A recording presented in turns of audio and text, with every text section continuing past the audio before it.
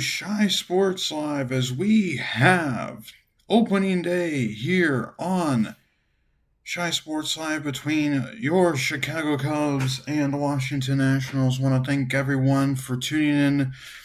It's going to be a fun season for the Cubs. We're back on the announcing. We're finally getting back to some more baseball. No, I know I only broadcasted two spring training games, technically only one. I did the World Baseball Classic Championship. We are ready for some baseball, and we are happy that the Cubs season is back, and hopefully the Cubs can win more games than last season, when maybe even win the division, and overall move on and maybe get to that World Series. Their chances aren't the best in terms of percentages. They're projected to have a 6.5% chance of making the World Series.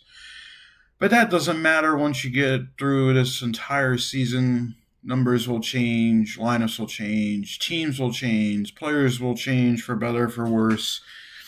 And for us, we are excited for Cubs baseball and cannot wait to get it going. So we will return in about a minute to go over lineups and key points. Cubs baseball is on the air. Opening day coming up next between the Cubs and the Nationals on Shy Sports Live.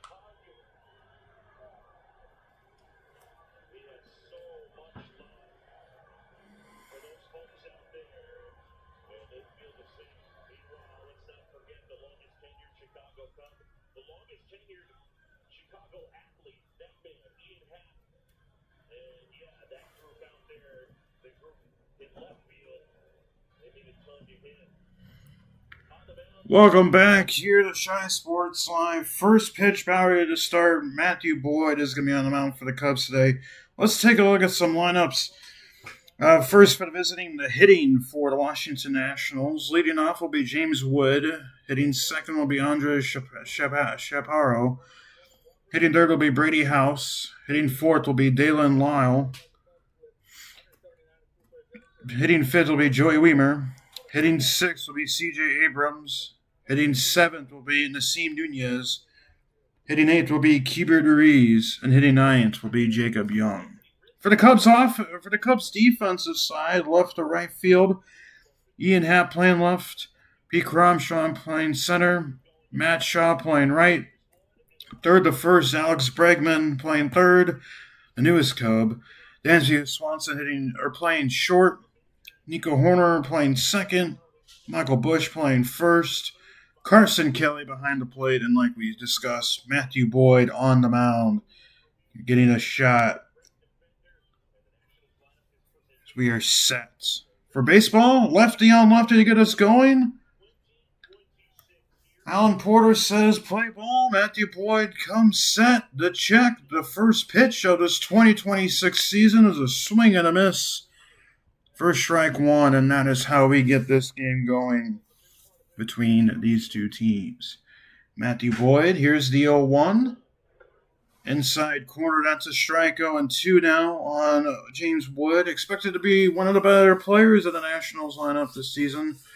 31 home runs last season, 94 RBIs, and only missed 5 total games. The 0-2 swing and a miss, strike 3 on a nice slider from Matthew Boyd. A 3-pitch punch-out. to get us going. Good start. Good slider. And that's a good start for the Cubs. So 1 out. Now to bring Andres Chaparro.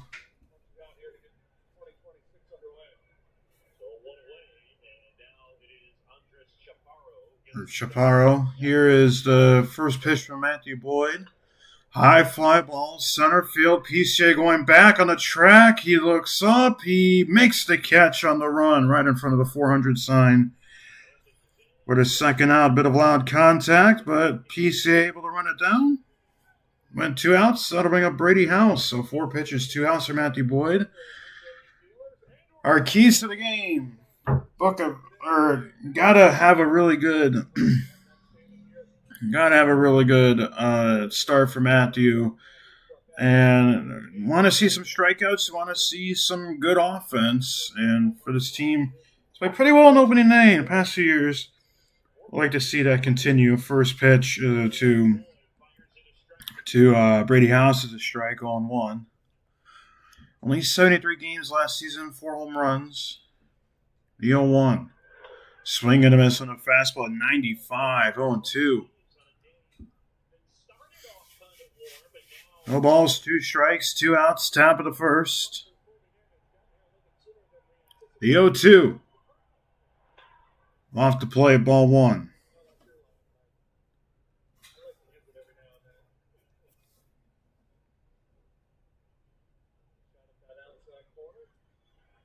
Boyd comes set. The 1-2. Swing and a miss, strike 3, an 8-pitch first for Boyd. And a good start for the Cubs. 1-2-3 to the bottom of the first we go in Wrigley. Scoreless on opening day on ChiSportsLive.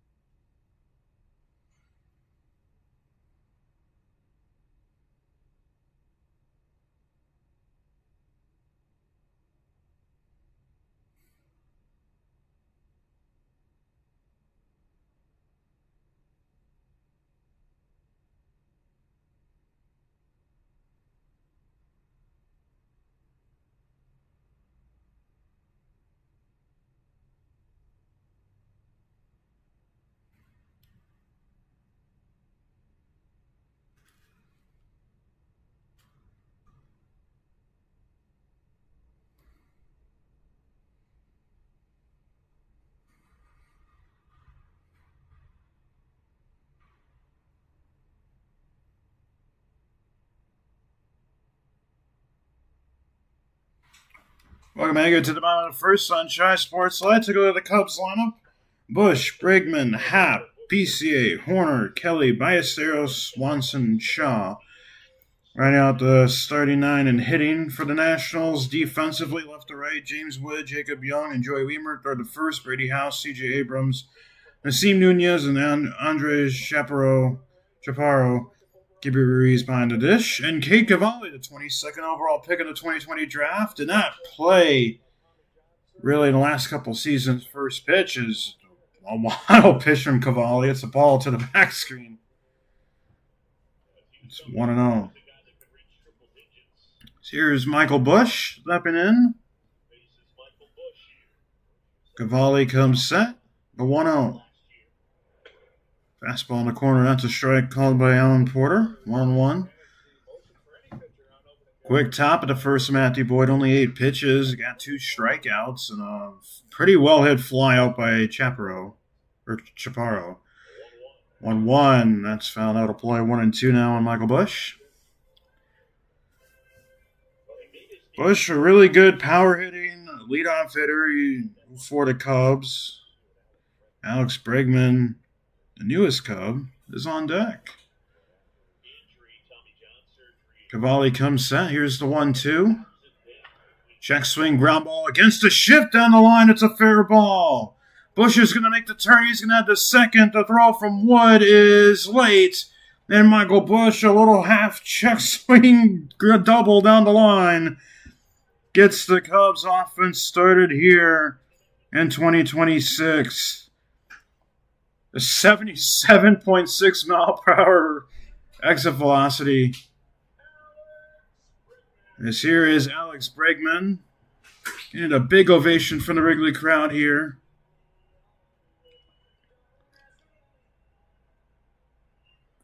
Expected to bring a lot of great defense.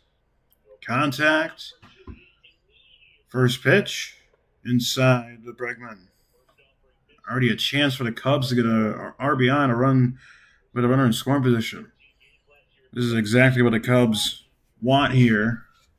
Get these early, and they have to capitalize on these early chances. 1-0.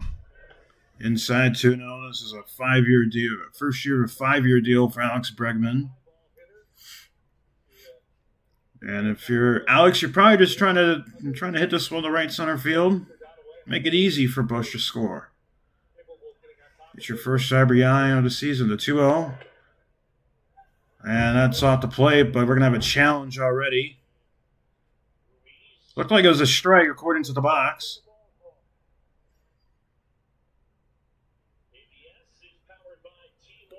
Here's the pitch, and it is a strike. So Washington retains their first of 2 challenges. So they have 2 challenges left. And it's a 2-1 count now on Bregman. ABS, by the way, each team gets 2 challenges for the entire game for the ABS. If you're successful, you keep your challenge. Here's a 2-1 to Bregman. Swings and miss, strike 2. Yeah, this will call for time. If you fail a challenge, you do the challenge. And again, you only have 2 challenges for the game. So if you fail both of them and it's like in the second or third inning, then you're up to the umpire. 2 balls, 2 strikes on Bregman. Cavalli's 9th pitch of the inning, the end of the game, is in on the hands. Bregman gets a piece of it, fouls it back out of play. So Cubs already making Cavalli work a bit here. Nobody out. Bregman making him throw out of pitches as Cavalli will ask for a new baseball. Be the sixth pitch of their bat. Remember, Matthew Boyd only threw 8 pitches in that first inning. At the top of the first. That only took like 3.5 minutes, too. 2-2. Nice side by Bregman. Curveball to dirt, no off for full count now. Ian Happ is on deck. Longest current tenured Cub on the roster. Cavalli has a nice little, almost Raleigh Fingers-like mustache going on right now. 3 balls, 2 strikes on Bregman. The pitch. Ground ball hit towards short. Diving stop by House. Fires the first in time. What a play from Brady House. Michael Bush holds at second. Excellent play there. And for Bregman, unfortunate luck there. I think if that ball got past House, Bush was going to take third. But yeah, already a double for Michael Bush. However, he has not moved. Cubs need to get him in, and Ian Happ could be that first man that does it. First pitch from Cavalli. On the corner, that's a strike on 1. 23 home runs for Ian last season. When he started broadcasting, he was hitting like the low 230s, but since we started broadcasting our games, he started to play a lot better. Here's the 0-1. That's fouled back to the screen. 0-2 now on Happ. Saw this a lot later in the season for the Cubs where they would get early runners but then fail to capitalize on anything. And hope that those issues are past us. An 0-2 count on Happ. Cavalli not pitched much last season, but he was pretty good when he did. The 0-2. Right there, called strike 3, sinker at the top of the zone, and a ground down and a strikeout have followed to Michael Busch. Double. That was a changeup, sorry, not a sinker. It had a sinking action, and it was at 92. But here's Pete Armstrong, the man who just got an extension for the next 6 years, taking up his arbitrational years. 31 home runs last season and only missed 5 games. A couple of them were just due to rest. Look at the curveball for a strike 0-1. Good pitch there from Cavalli.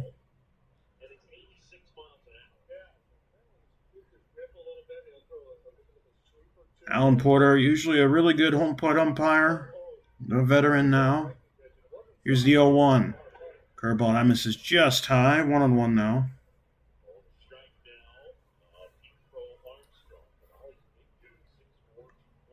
Ball on a strike. Cavalli already has thrown 16 pitches in this game. Gave up the extra base hit, but Cubs haven't moved Busch over since. 1-1. Swing and a miss. It hit. PCA and it got away from Ruiz, so it'll just be a wild pitch there.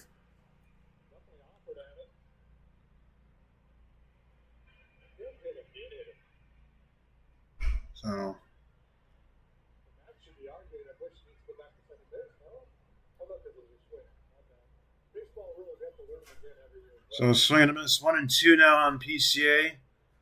Was ruled a wild pitch for the official scores at home. Here's the 1-2. Perfect backdoor curveball, called strike 3.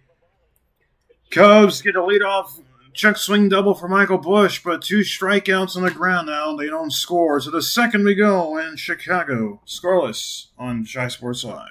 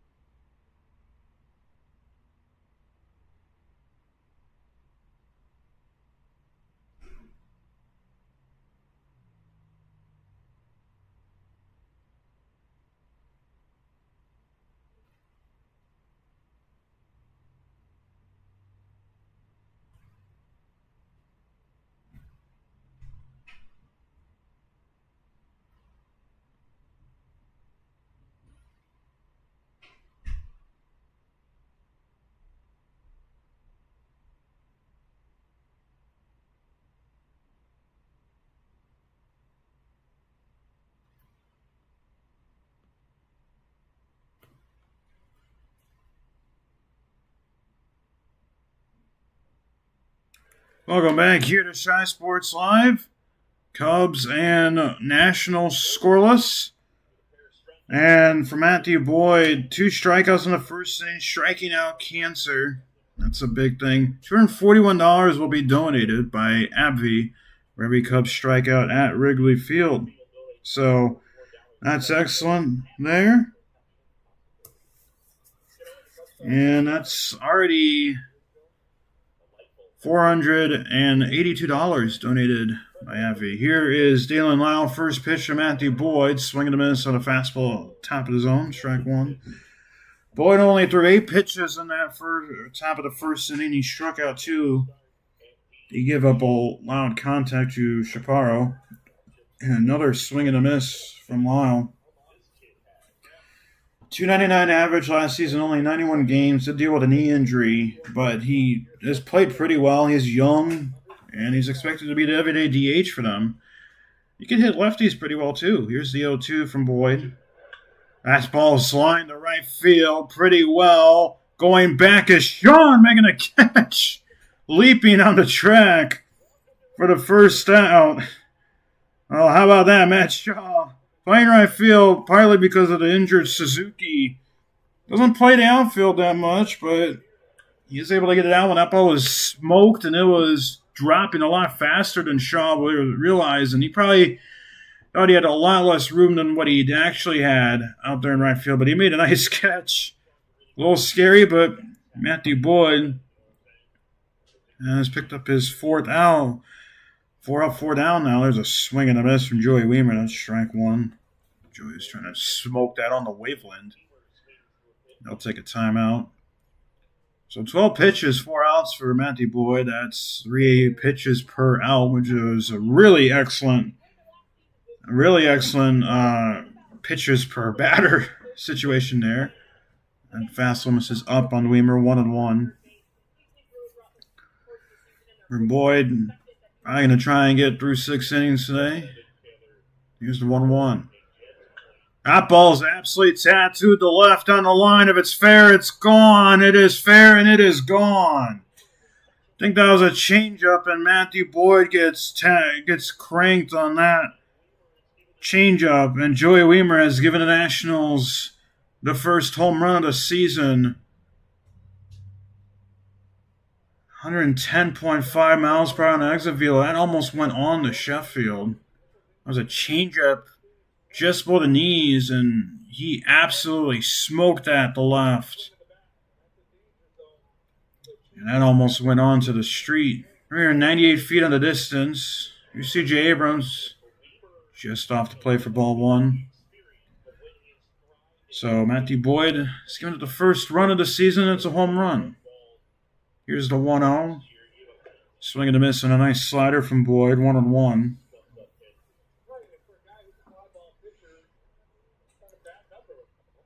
19 home runs for Abrams, 60 RBIs last season, 144 games. Came over in a Juan Soto trade when he was a Padre. Was in the Padres organization. It's 1-2 now on Abrams as he swings through that fastball. Look at some other scores. White Sox on top, 1-0 over Milwaukee during the second inning. And you're a Cubs fan, you got to be rooting for the Sox this weekend. The 1-2, that's foul to play. A lot of games later today. Obviously, the Yankees played the Giants in the fake opening day. Today's the real opening day. Here's the 1-2 on Abrams. Nice slider, swing and a miss. 3 punch-outs now for Boyd. There's 2 outs here in the top of the second inning. So just the one mistake, a changeup just below the kneecap to Joey Weimer, who absolutely smoked it. Since then, he's been pitching well. Blake Butera, Nationals manager, youngest active manager, 33 years old. He was named the manager on October 31st. First pitch to Nunez. This is high for ball one to Nasim Nunez. Frank Quilisi is a Twins manager. He was 33 when he was named active manager back in 1972. It's a fastball up on the way, 2-0 now on Nunez. Butera,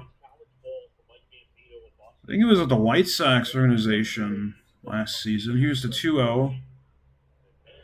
The ball's tattooed to right but foul. I think it was a hitting coach for the White Sox last year.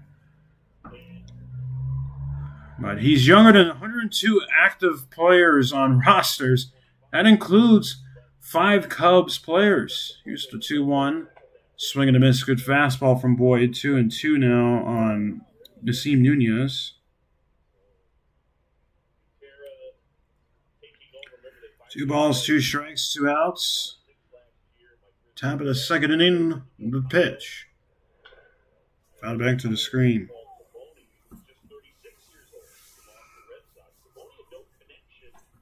Rocco Baldelli was younger when he got hired with Minnesota. Obviously not with them anymore. Here's the 2-2. Backdoor curveball, perfect pitch. Called strike 3 from Alan Porter. 4 punch-outs for Boyd to the first 2. But Joey Weimer smokes a home run to left field. We played through an inning and a half. Nationals on top 1-0 on opening day.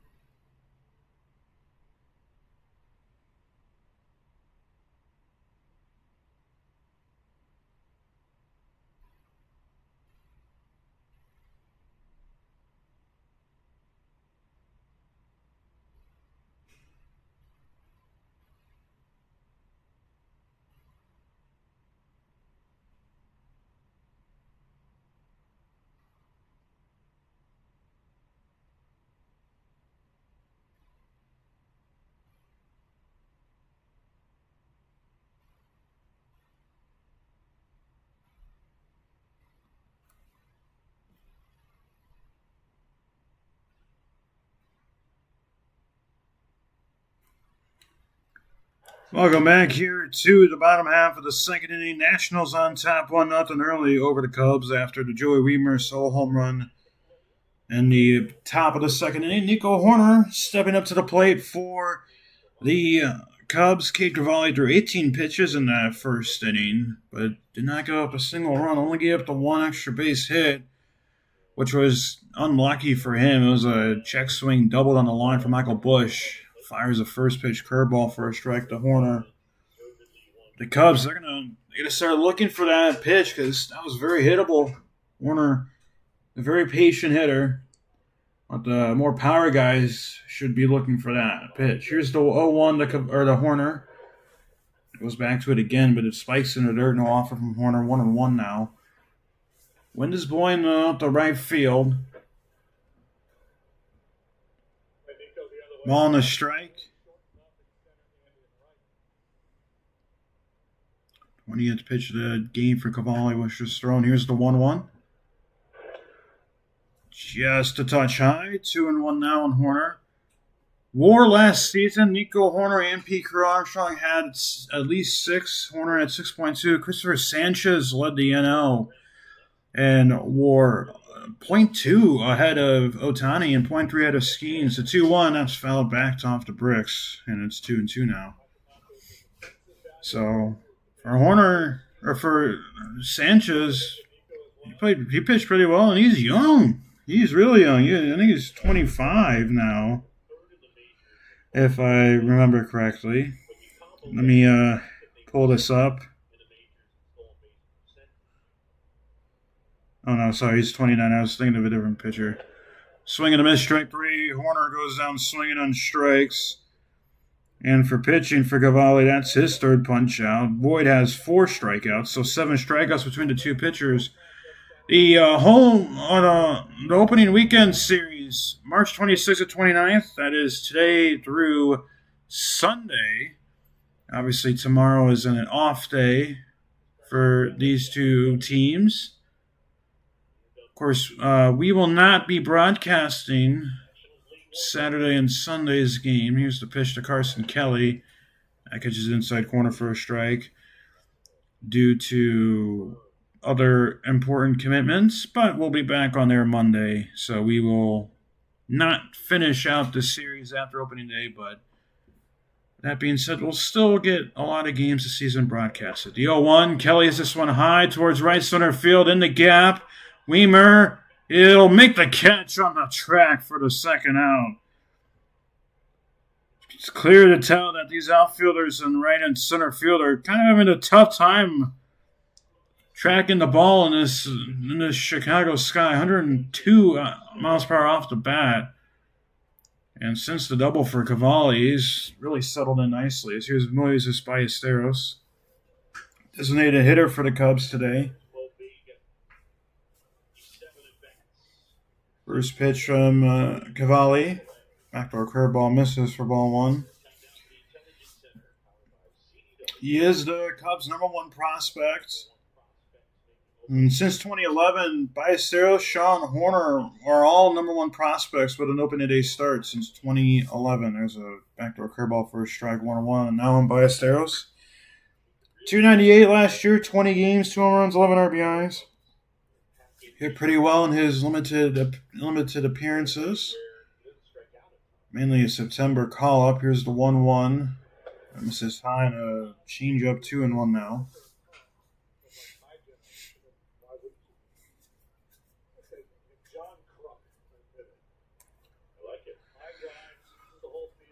Packed house as always in Wrigley, National for the Federal line mark. Here's the 2-1. On the corner, that's a strike, 2-2. Good pitch.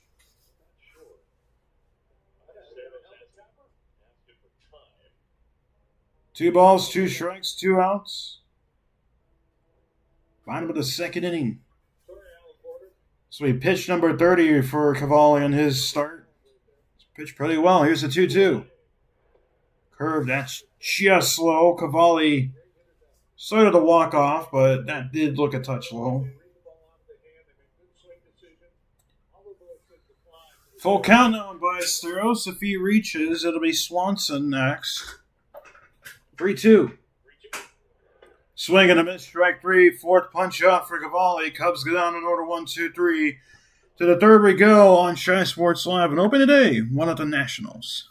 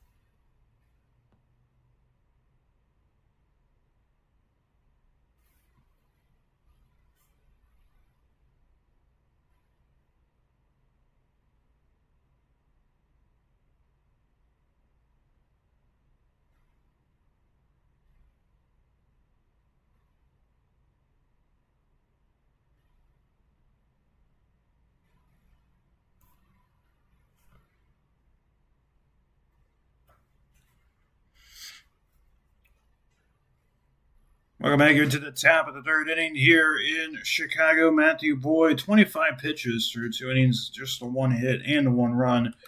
Joey Wiemer's solo home run has been a difference in the game today so far. First pitch to Cade Ruiz is a curveball that misses just inside for ball 1. Matthew Boyd, 4 punch-outs. Cade Cavalli, 4 punch-outs. Pittsburgh and New York. Pittsburgh's down 6-3. Paul Skeens did not make it out of the first inning. Through 37 pitches, he had 5 runs. Here's the 2-0. That's up and away. 3 straight pitches out of the zone for Boyd to start the third. He's going to ask for a new baseball. But yeah, a lot of every team is playing their opening day today. Again, the fake opening day last night, I don't count.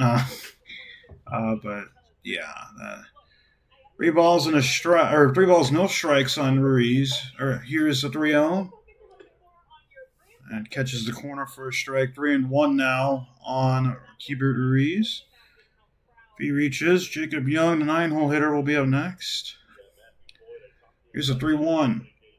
Line to left field if it stays fair, and it's extra bases, and it's a foul ball. So it's going to make it a full count now on Ruiz. 3 balls, 2 strikes, nobody out. Just getting underway here in the top of the third. Usually opening day is when you see more of a pitcher's duel. Although you'll get those anomaly games where it's 14 to 16 combined runs between the 2 teams. Right now it's more of that pitching duel to start. A lot of strikeouts already. Here's the 3-2. And another one, swing and a miss, strike 3. Ruiz goes down on a changeup. Boyd fights back after start going down 3-0.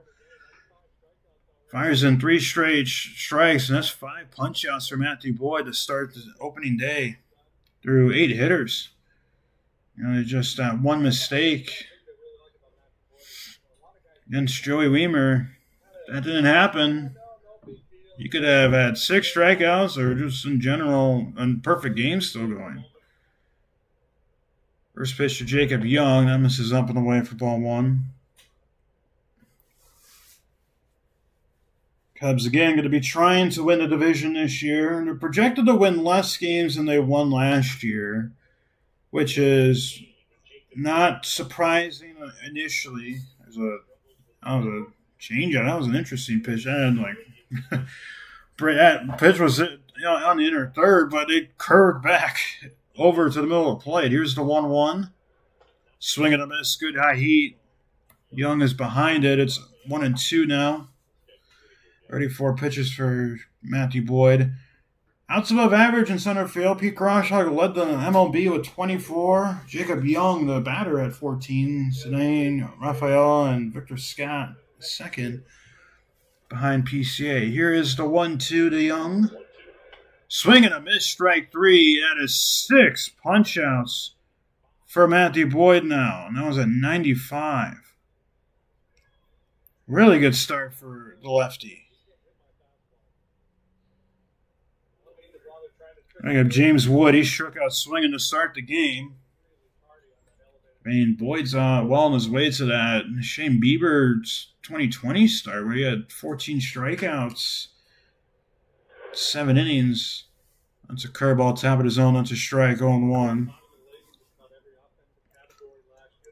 Washington not expected to be a playoff team this season. Expected to finish with the Marlins in the bottom of that NL East division as Wood swings through a changeup. It's 0-2 now. Boyd trying to get another quick half inning and maybe even pick up a 7th strikeout. Here's the 0-2. Slider in the dirt, no offer, 1-2 now. Wood, 221 strikeouts in 2025. That is 3rd all-time in MLB history in a single season. Mark Reynolds just 2 ahead of him. As there's another strikeout for Boyd. 7 strikeouts through the first 10 hitters. We played through 2.5. Washington on top, 1-0 on opening day on ChiSportsLive.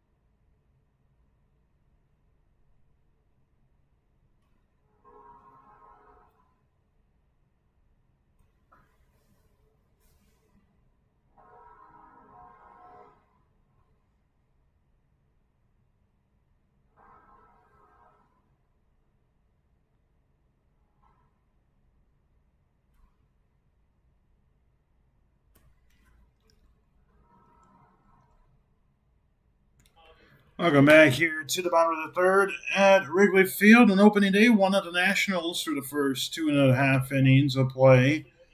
7 strikeouts for Matthew Boyd already in this game, and he already matched his Cubs high in whiffs. He has 16 whiffs now.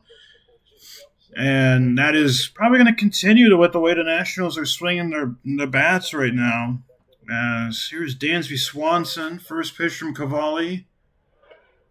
Sinker at the knees, then to strike 0-1 at 95. Cavalli's also pitched pretty well today.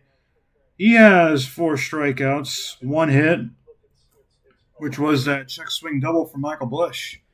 Here's the 0-1. Front third curveball misses inside, 1-1.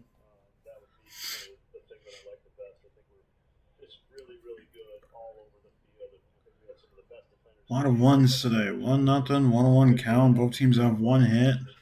First time through the order for the Cubs so far. Here's the 1-1. On the corner, that's a strike. 1-2 now on Swanson. Looked like a good pitch. Says a word down. Porter gets you umpires after this at bat. Swanson calls his timeout. We're also going to try and work in some more regularly styled broadcast work into this game with more game notes and stuff like that. And relying on the graphics. Here's the 1-2. That's on the way 2-2 now.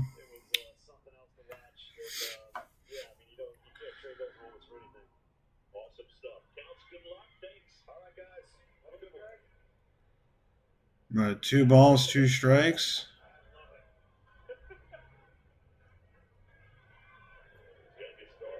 That's on the way. It's full now. By the way, Craig Counsell's daughter won the state championship in high school basketball. Congratulations to him and his family, and had a good reaction to it. Now he's here, and I'm sure his family is here, indulging in some opening day baseball. Wrigley to 3-2. On the way, ball 4. Cavalli falls off the mound. That is the first walk issued between both teams today.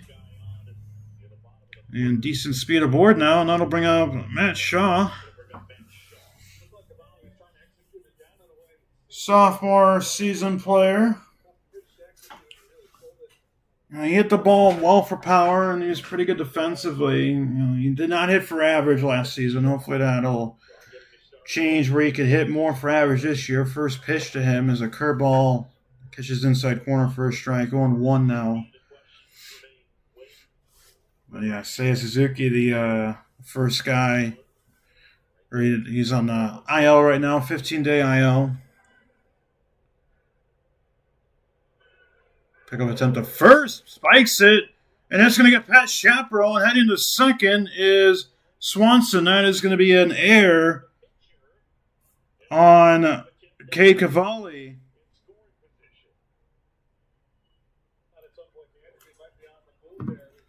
And he just spiked that throw. Chaparro tried to backhand it, and he couldn't. If you're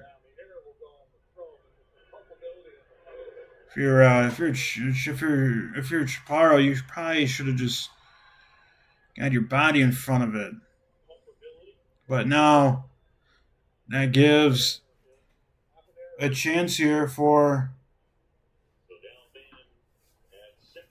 the Cubs to drive in their first run and tie this game up. They had a runner on second with nobody out in the first. They didn't score. There's a chance here for the Cubs to get it done. There's the 0-1 from Cavalli. Shaw shows bunt, pulls it back. Nice stop there from Reeves as it was in the dirt. 1-1 now. I like this move from Counsell. Trying to play small ball early. Lay it down. Of course, you want to lay it down the third base line so there is absolutely no chance of getting Swanson. Because if you don't square it up properly and it's a hard bunt to first, and they can still make a throw if the fielders rotate correctly. Shaw does not show bunt this time and fouls it off of his front foot. 1-2 now on Matt Shaw.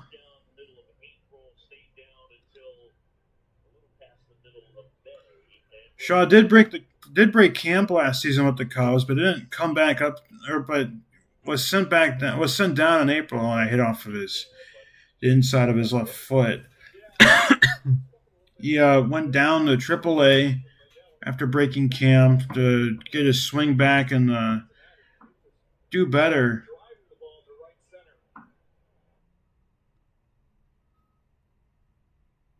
Here's the 1-2. Going away, 2-2 now. 2 balls, 2 strikes, and he had a really good bounce back after getting called back up for the Cubs. Played 126 games, hit 13 home runs, 44 RBIs, his average at 226. But he had quite a few good home runs. Here's the 2-0. Cavalli feigns a throw to second. It's a disengagement. Also, Matt Shaw has definitely changed up his batting stance. He had more of that higher arm. There's a slash someone found. His batting arms were higher up, and he was more like an Adam Dunn, had more like an Adam Dunn batting stance, and he's brought his hands more down. He's almost like Nico Horner now with his batting stance. Cavalli spikes that fastball. It's full count. So he walked Swanson, and he's in danger of walking Shaw. The average velo for Cavalli, it's mid-90s for his hard stuff, low 90s for his changeup and his sweeper and knuckle curve in the mid-80s. 3-2 to Shaw. Curveball flared to right field.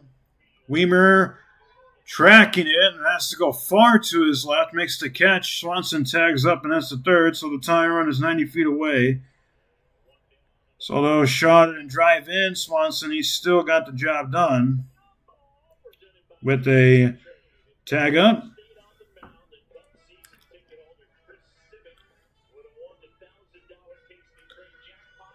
As here's Michael Busch.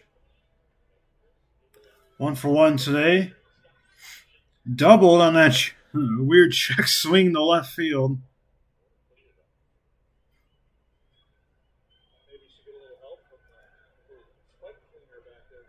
Two on the pitch clock. Cavalli finally gets it in, and it's a strike, 0-1. Again, Alan Porter has called a really good game today. When those other umpires, Jim Wolf is at first. He'll be behind the plate tomorrow. Roberto Ortiz at second. He'll be behind the plate Sunday. Sorry, not tomorrow. Saturday and Sunday. Alex McKay is at third. Here's the 0-1. High pop fly. Left side out of play. 0-2 now on Michael Busch. I'll definitely want that one back. That was a fastball right down the middle. 97 is fast, but nowadays, 97 is probably more. It's probably like the old days, 93, 94 to these hitters. Where it's speedy, but easier to pick up than 100 or 102. Some of these pitchers are throwing. Here's the 0-2. Line drive center field. Coming in as Young, and Wood coming in as well. Dives, does not make the catch. Swanson will score, and Michael Busch 2 for 2 today with a double and a single now, and the Cubs are tied at 1. Another exit velocity hit of 77. I thought I was hit a lot harder off the bat, but it was not. It was just like a flare to left field, and that wind that's blowing into right field just knocked it down. Wood tried to dive and make the catch, but he couldn't make the catch. Did a good job of keeping it keeping it in front of him, so he didn't get it past him. And here's Alex Bregman. 0 for 1 today, grounded out the third. It was a nice diving stop by Brady House to rob him what surely would have been an infield single, because Abrams was backing him up, but he would have had to make a Derek Jeter throw across his body at like 99 miles per hour. Here's the 1-0. Nemesis high, 2-0.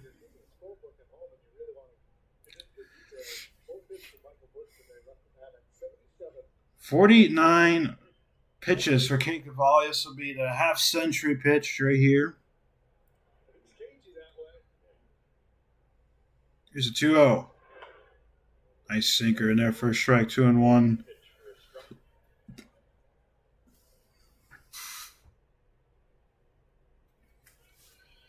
Where's Bregman, the newest Cubs acquisition on offense? 5-year deal. Signed today the Bears won their wild card playoff game. 2-1. That's low. It's 2-2 now. 3-1 now.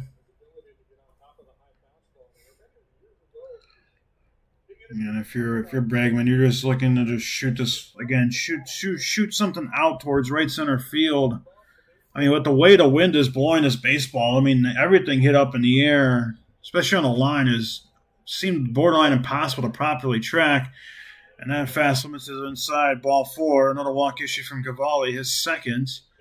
And the Cubs are starting to get to Cade Cavalli now in this half inning, as we're going to have a mound visit here, looks like. But 52 pitches now for Cavalli, and he's only registered 1 out here in the bottom of the third. Pitching coach out to talk with him. Probably just saying, hey, bear down, you've been pitching pretty well. Locate your pitches a little bit better, and you'll get out of this inning. Ian Happ will be up next. He's 0 for 1. He struck out looking on the backdoor curveball his last at bat.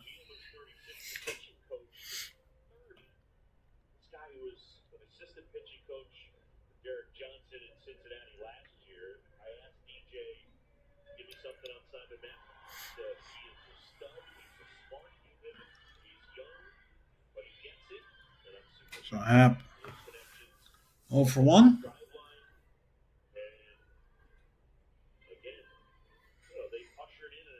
Again, you don't need to try and swing for the fence here. Just try and get it in play. First pitch from Cavalli. Ground ball pulled foul. It's off the Nationals bench screen. 0 for 1. 1-1 count on Ian Happ. The pitch. Nice changeup, swing and a miss. 0-2 now on Ian Happ.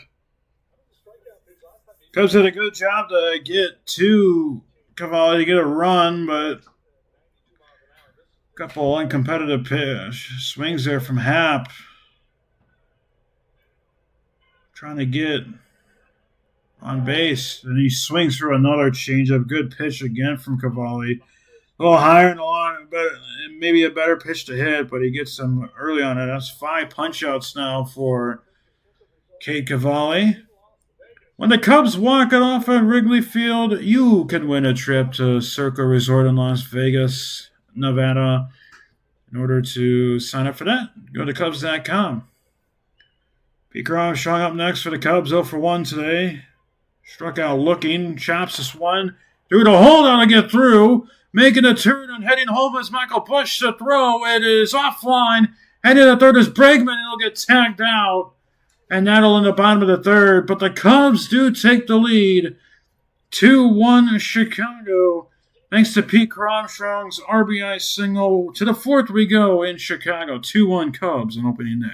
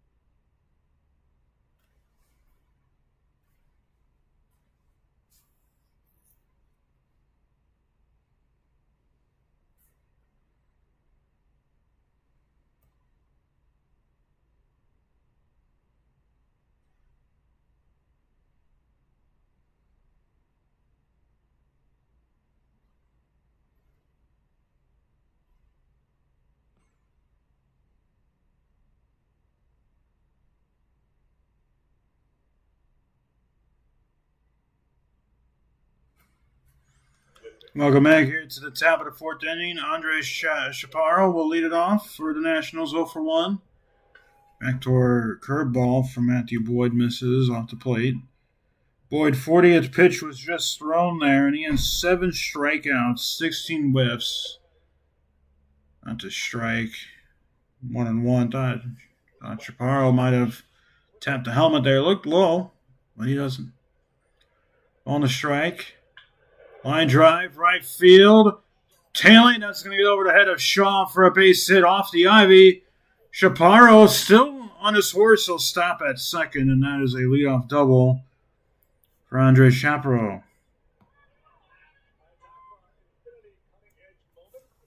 That's another pretty hard hit ball off of Matthew Boyd. But PCA broke the tie, driving in a run. Unfortunately, Alex Bregman aggressive on the base pass. I'm sure Quinn Berry wanted him to go to third. He was throwing it at third. Cubs did take the lead anyways. But now that lead is looking interesting here with Brady House coming up now. Nobody out, runner on second after the leadoff double from Chaparro. Swing and a miss, good pitch there from Boyd. Fastball, 94 at the letters. Boyd, 43 pitches in this game. 7 strikeouts. Here's the 0-1. Misses high, 1-1 now.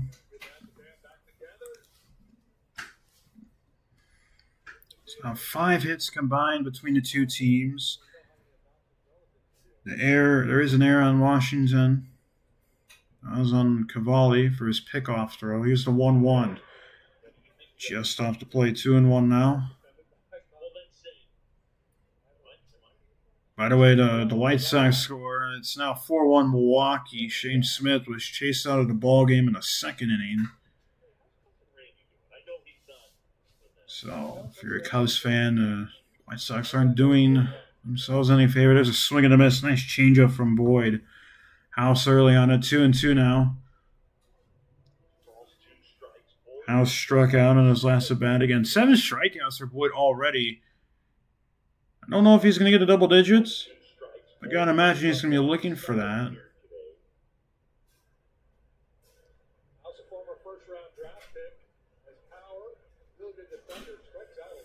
The 2-2.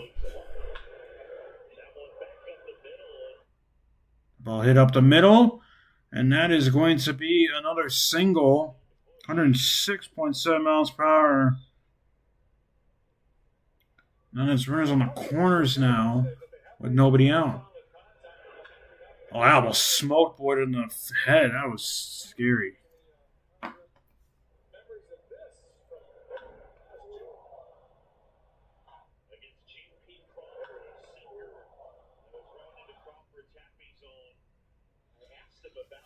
All right, the Mets, they're on top 6-4 now. Pittsburgh slowly climbing back into that game. First pitch to Dalen Lyle. Fouled back to the screen. Lyle, he's 0 for 1. He lined down to Matt Shaw, made an excellent catch.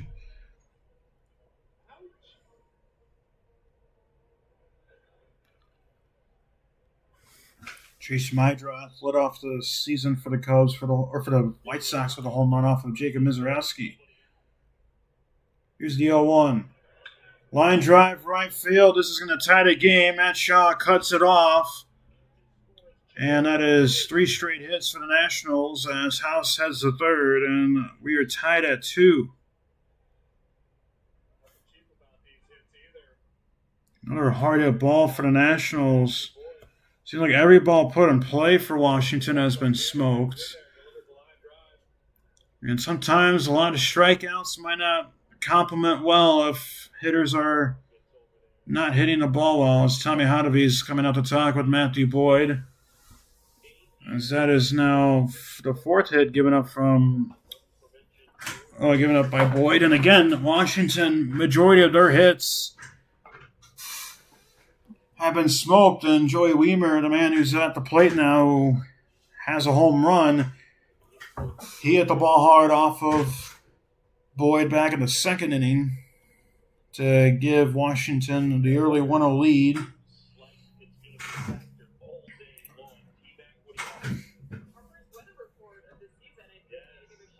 But in terms of weather, is some darker clouds. There's a chance of severe weather today in the Chicagoland area. However, it is expected to is expected to not. Here's the first pitch to Joey Wiemer. That's up and away with a fastball, 1-0. Severe weather is expected to miss well south of the Wrigley Field area today. However, rain is expected.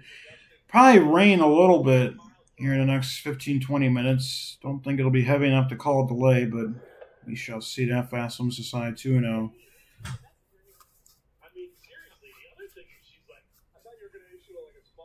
And that's you're getting a little scary for Matthew Boyd now. It's getting really windy right now as well. 2-0.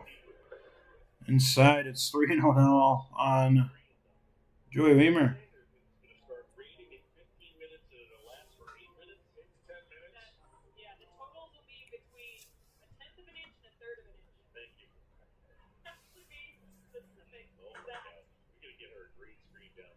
And Boyd will throw to first a while back in time. Had a lot of pickoffs last season, did Matthew Boyd, and overall this Cubs pitching staff. You got 11 pickoffs last year, led the majors, and you gotta imagine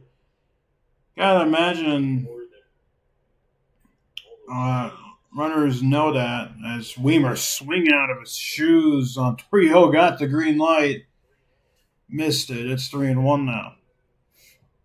You know, a young team not expected to win many games this year. Might as well try and go all out. You already have a home run today. Here's a 3-1. Swings through that one. It's 3-2 now. Be something that Boyd can get out of this. Half fitting as Wiemer will take his timeout. Allen was again on the inside corner. Allen was more thigh high. The first one was more belt high. So a couple inches lower. 3-2 from Boyd. Pop fly behind on play, out of play. Another fastball. Boyd is trying to attack the inner third on Wiemer. I think he's trying to bury that a little further inside, and all the last three pitches have missed over the inner third. Boyd looked pretty solid through the first 3 innings, and now he's running into trouble in this inning. He's given up 1 run already. 3-2. Misses high, ball 4. Bases are juiced with nobody out. I'm bring up C.J. Abrams.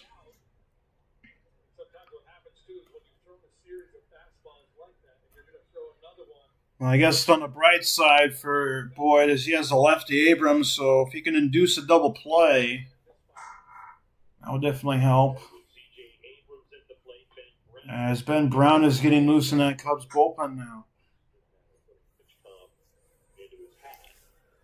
First pitch, that ball is smoked to right field. It is fair down the line. 1 run's going to score. Heading to second is Abrams, and he is out. The second run does score, and it's 4-2. He is out at second, but Tara's saying hold on, and he's going to say challenge. So if the call stands, there's 1 out runner on third.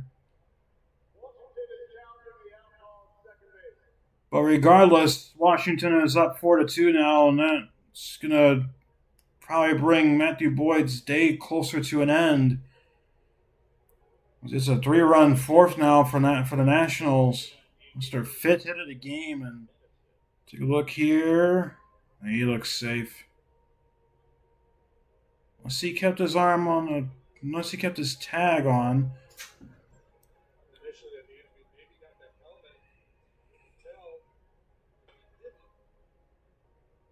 It's very close. Might stand. I believe Washington would have 1 challenge remaining if they were to lose this one. He's safe on the initial tag, but his right arm does come off, and it matters on the left arm if it comes on the base before, because he's safe there. I know you can't see it. If I had to make a call here, I think the original call is going to stand. Runner's going to be out.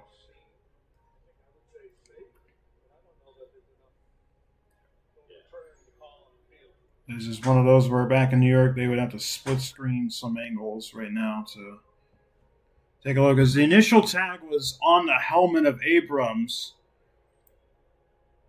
Looked like Abrams got his right arm in time, barely, but his right arm comes off and his left arm comes contact with the base, but there's a brief couple frames where no parts of Abrams' body was on the bag. But regardless, Cubs are going to be down 4-2. This isn't out. It's 1 out. There's still a runner on third. Here's the call.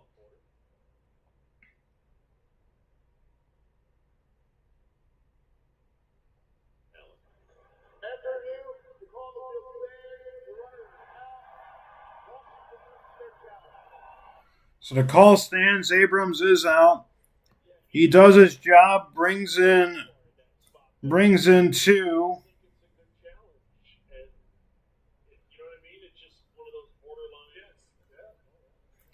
Drives in 2 runs. And for Matt Shaw, excellent play there to get the ball into Swanson for the out. So it's 4-2. Steve Nunez chops this one down the line. It is foul. It's in front of the bag, so that's the home plate umpire's call. That's Alan Porter's call. But Abrams thought it was gone off the bat, realized it wasn't gone, and so I'm sure Drew Patero's not going to like that. So he would have been safe. He would have been safe if he ran initial in contact. But yeah, that's a younger player. And I'm sure nothing in terms of punishment is going to happen. 0-1. Ground ball up the middle. It's going to be another run for the Nationals. Swanson throws the first, and that's the second out. But that is now a 5-2 lead for Washington and the 4th run in the inning. So a good piece of hitting there from Nasim Nunez, and Nationals are really hitting the ball well now. This will be pitch number 60 for Boyd. First pitch to Keeper Reeves, curveball in there for a strike. Struck out swinging his last man, and again, strikeouts don't always equate success sometimes. Although he was really zooming, and this is the first inning he's pitched out of the stretch, so maybe that kind of got to him. Who knows? Here's the 1-1. Reese chops someone foul. 1-2 now. For the Cubs, luckily, Abrams was called out because it would be 5-2, 2 outs, and a runner on third now. Here's the 1-2. Little half swing. That's a fair ball on the line. And Reese is going to have a single. Another check swing, this time for Washington. Down the line, stays fair.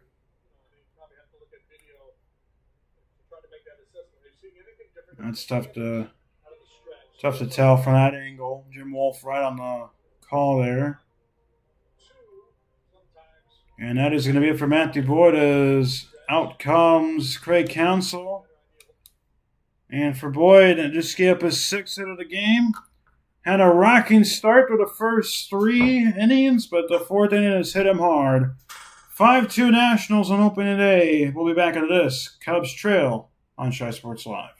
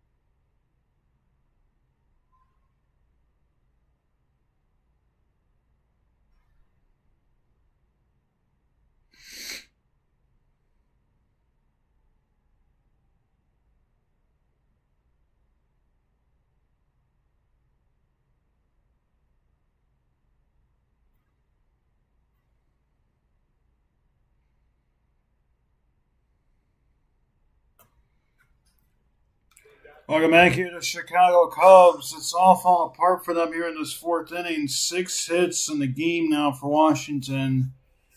And their 5th hit of the inning came on a Keeper Reese check swing double. Ends Matthew Boyd's opening day start. Gave up 5 runs through 3 2/3 as Ben Brown will come in to pitch. First pitch is in the dirt to Jacob Young. Boyd's final line, 3 2/3, 6 hits, 5 runs, all 5 earned, 1 walk, 7 strikeouts. Through 63 pitches, 45 for strikes. He struck out the first 7 of 10 hitters he faced. Here's the 1-0. It's up and away 2-0 now. For Ben Brown, he's just trying to come in and eat up some outs here and keep the Cubs' offense in this game.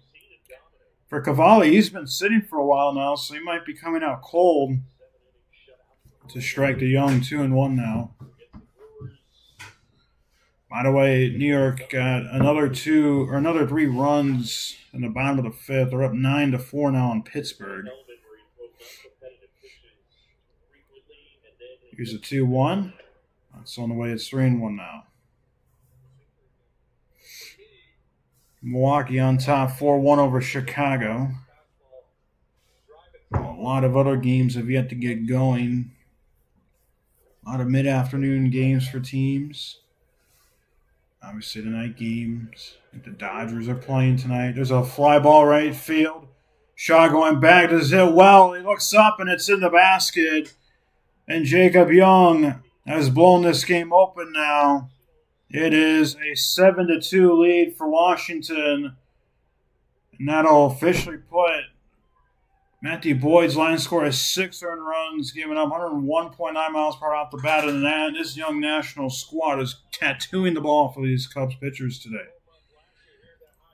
Fastball letters high, and he just whacks at it up, and he smokes it. And the wind is blowing out the right field, and it definitely helped on this ball as it goes into the basket. As Brown spikes a curveball to James Wood, so make that a 6 earned run for Matthew Boyd.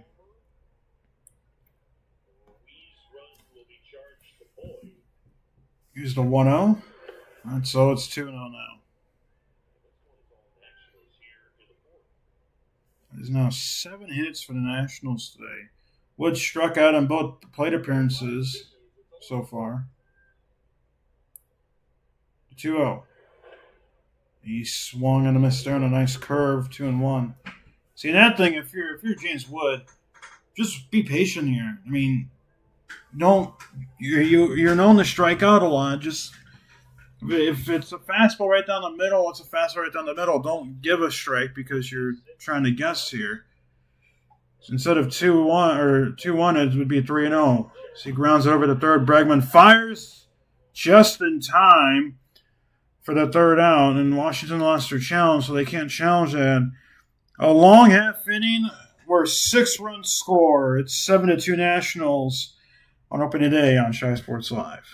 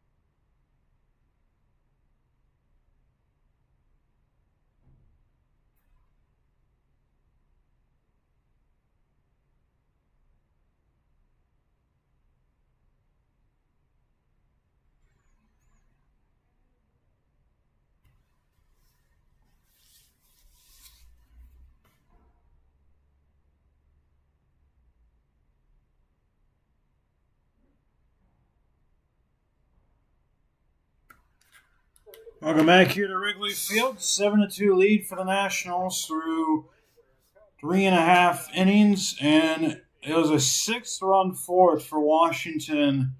6 hits, 2 home runs, as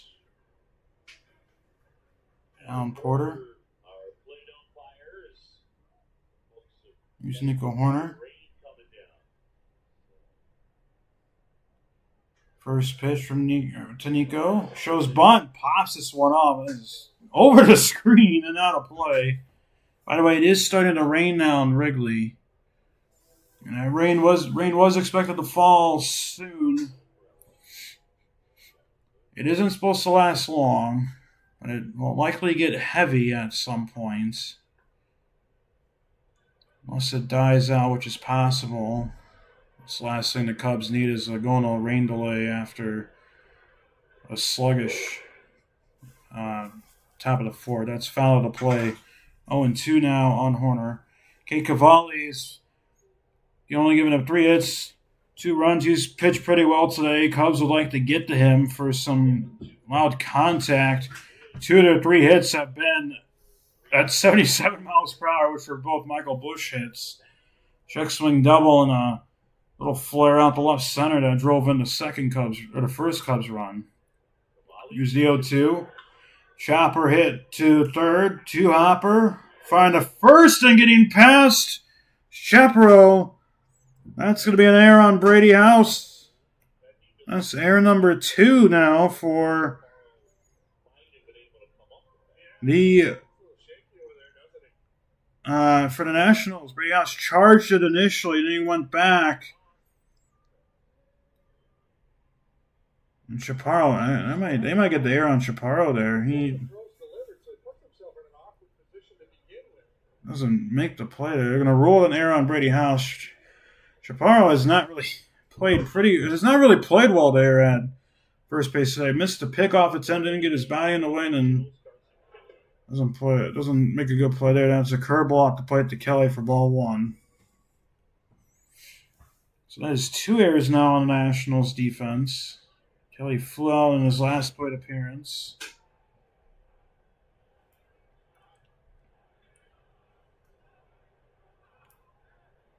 Here's the 1-0. And fastball's inside, 2-0 now.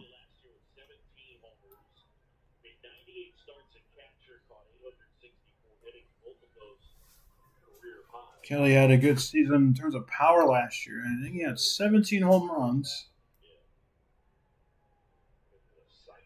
2-0 that's to pick up attempt to first. Horner back in time. First disengagement issued. Kelly, March to April, 360 average, 7 home runs, hit for the cycle March 31st against Oakland. Well, they're not Oakland anymore, against the Athletics. 2-0. Fastball right there, first strike, 2-1. You're the Cubs now. You got plenty of outs to work with, but you'd like to start getting a run or 2 every half inning here on out, especially with the way Washington's swinging the bat. You never know how they're going to continue to swing the bat. Here's a 2-1. Just off the plate. Very close, and it's 3-1 now on Kelly. Yeah, it was off the plate. By about 1.5 inches. Almost 2 full balls outside, according to the box on the screen. 3-1. To the knees and a strike. Full count now on Kelly. That looked like a perfect pitch. So Kelly will take his timeout. 3 balls, 2 strikes here. Bottom of the 4th. 64 pitches now for Cavalli. Has to get 6 outs to get a win. Or be in line for the win. Because he has no outs here in the 4th. Kelly fouls it out of play. So, gotta imagine the Nationals will end his start probably after this inning, especially if he throws another 15, 20 pitches. Should get him over 80 to 85. We'll see what Drew Patera does. Might not do that. Might go with something else. 3-2. Misses high, ball 4. Another walk issue from Cavalli. No, we'll give him his third walk issue of the game today. And nobody out. One ring of Ballesteros. Ballesteros struck out swinging in his last at bat. Like I said at the top of the 4th, there was a long half inning for Washington's offense, meaning Cade Cavalli had to sit for a long time. Maybe that's why he's not really throwing the ball as well in this half inning. Ballesteros shows bunt, gets it down, but it's foul. Not sure why he is bunting.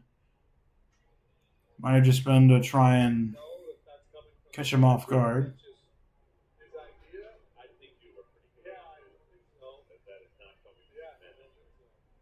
I'd imagine that was a decision from Ballesteros. Don't think Craig Counsell tell him to bunt there. That's the ball. It's 1-1. Especially with Cade kind of struggling to find the strike zone here. You don't want to give him a free strike because I don't know if that pitch would have been a strike that he showed bunt on. Would rather give your guy a chance to swing, especially down by 5 runs. 1-1, Chapper pulled foul and a changeup. 1-2 now on Ballesteros. Again, Cavalli about to throw his 70th pitch of the game, and he still needs 6 outs to be qualified for a win. Don't think he's going to be able to get to that point unless he gets a triple play on this pitch or a double play and a third out later, quickly. Just slow. Good pitch from Cavalli, but it looked low. 2-2 now on Ballesteros. If Ballesteros reaches base without any issues, Dansby Swanson started off the rally in the 3rd on deck. 2-2. Oh, Cavalli shows pickoff attempt. That's a disengagement. First one issued. There is a Nationals pitcher warming up, Poulin. Lefty is getting loose in that Nationals bullpen, so I got to imagine Cavalli's going to be done after this half inning. Ballesteros fouls that one off. He might not even make it out of this half inning overall if he continues to have long at-bats and pitching.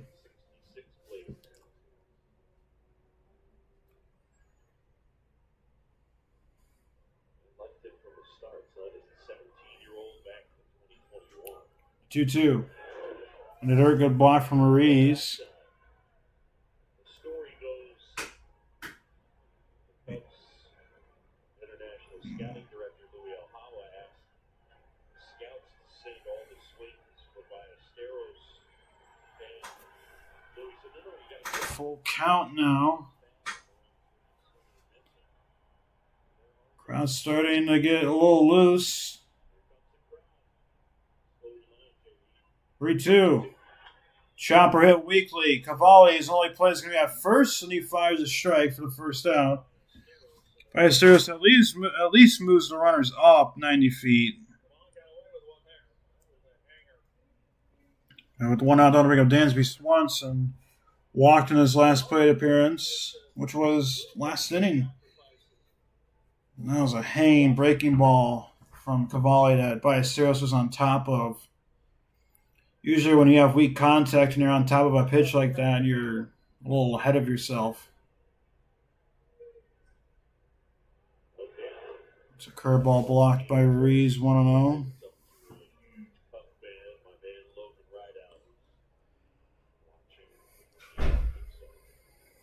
Couple big runs on base for the Cubs. They can get both to come in, and I'll cut it to a 3-run deficit. Like I said, you keep the Nationals at 7, you get 1 to 2 runs per half inning, and you're up by 2 to 3 heading to the 9th. Here's the 1-0. Ground ball hit up the middle, and that'll score a run. Firing the first is Nunez for the second out, so Swanson brings in a run. Kelly moves to third, and the Cubs have made it a 7-3 ball game. I'm going to Matt Shaw. You know, if you only get 1 run, you ideally would have liked 2, maybe even a 3rd run in this half inning, but One run is all right, and that is going to be it for Cade Cavalli. As Drew Patero is going to end it there. As DJ Poulin is going to come in the pitch.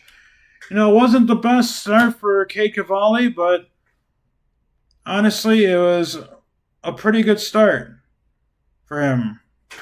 But 2 outs, 1 runner on. We'll be back into this. It's pitching change time. Cubs trail the Nationals 7-3 on opening day.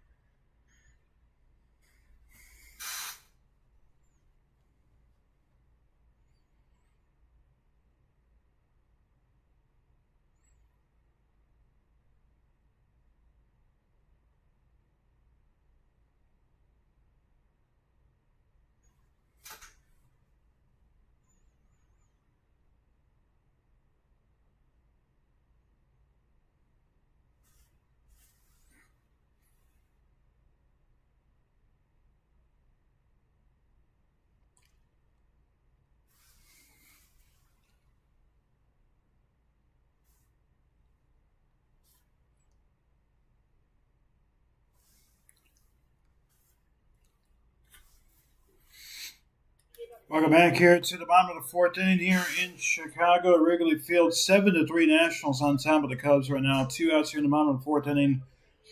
Carson Kelly on third base as PJ Poulin will come in the pitch for Washington. Ends Cade Cavalli's line.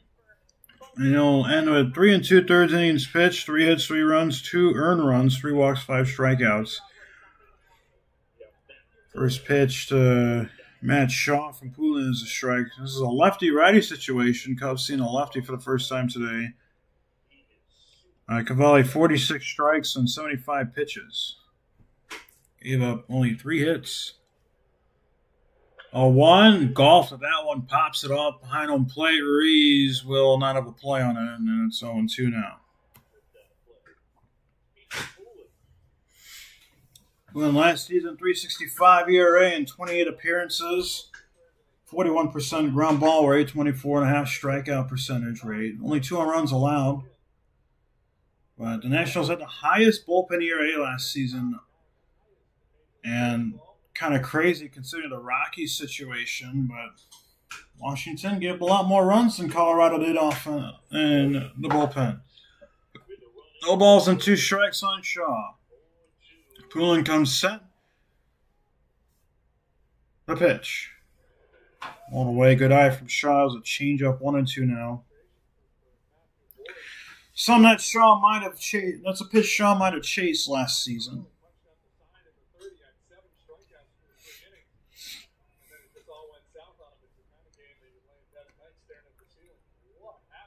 Sure, Matthew Boyd wants to go out tomorrow and pitch tomorrow, but he's going to have to wait a few games to pitch again. 1-2. Just hacks at that one, fouls the one off, 1-2. Fastball, I shot just kind of half swung at it.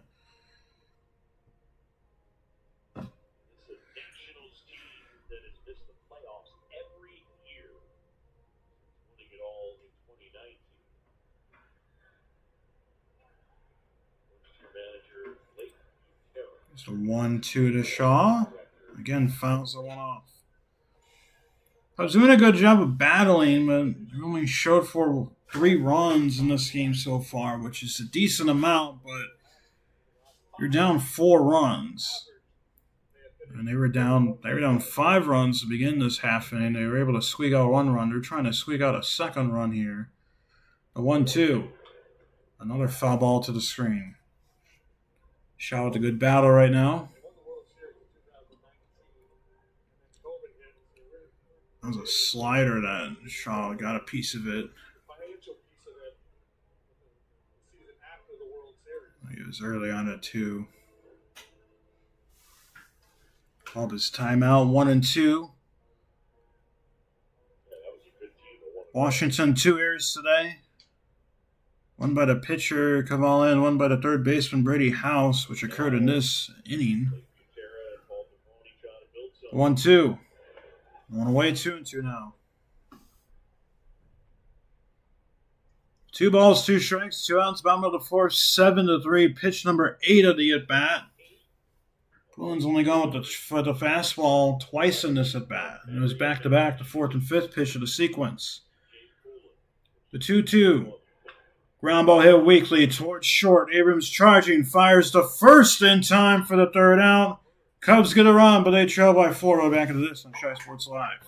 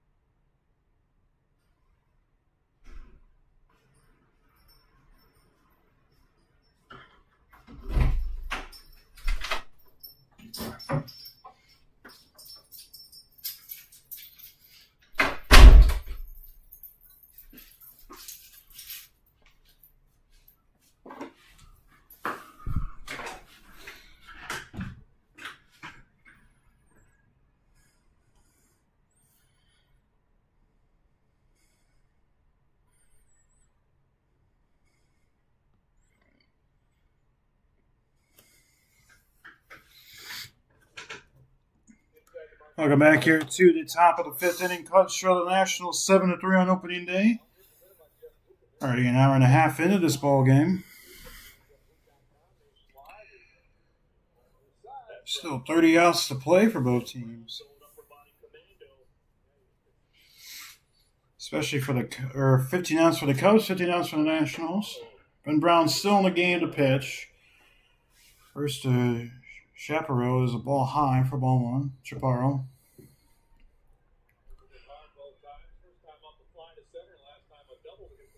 1 for 2 today. Here's the 1-0. That's so it's 2-0. Fly out the PCA and I'll double the right. Nationals almost batted around last inning. And they'll smoke this one. It's starting to die down now, and it'll fall right in front of PCA, Ian Happ, and behind Swanson. And Chaparro has his third hit of the game, or second hit of the game.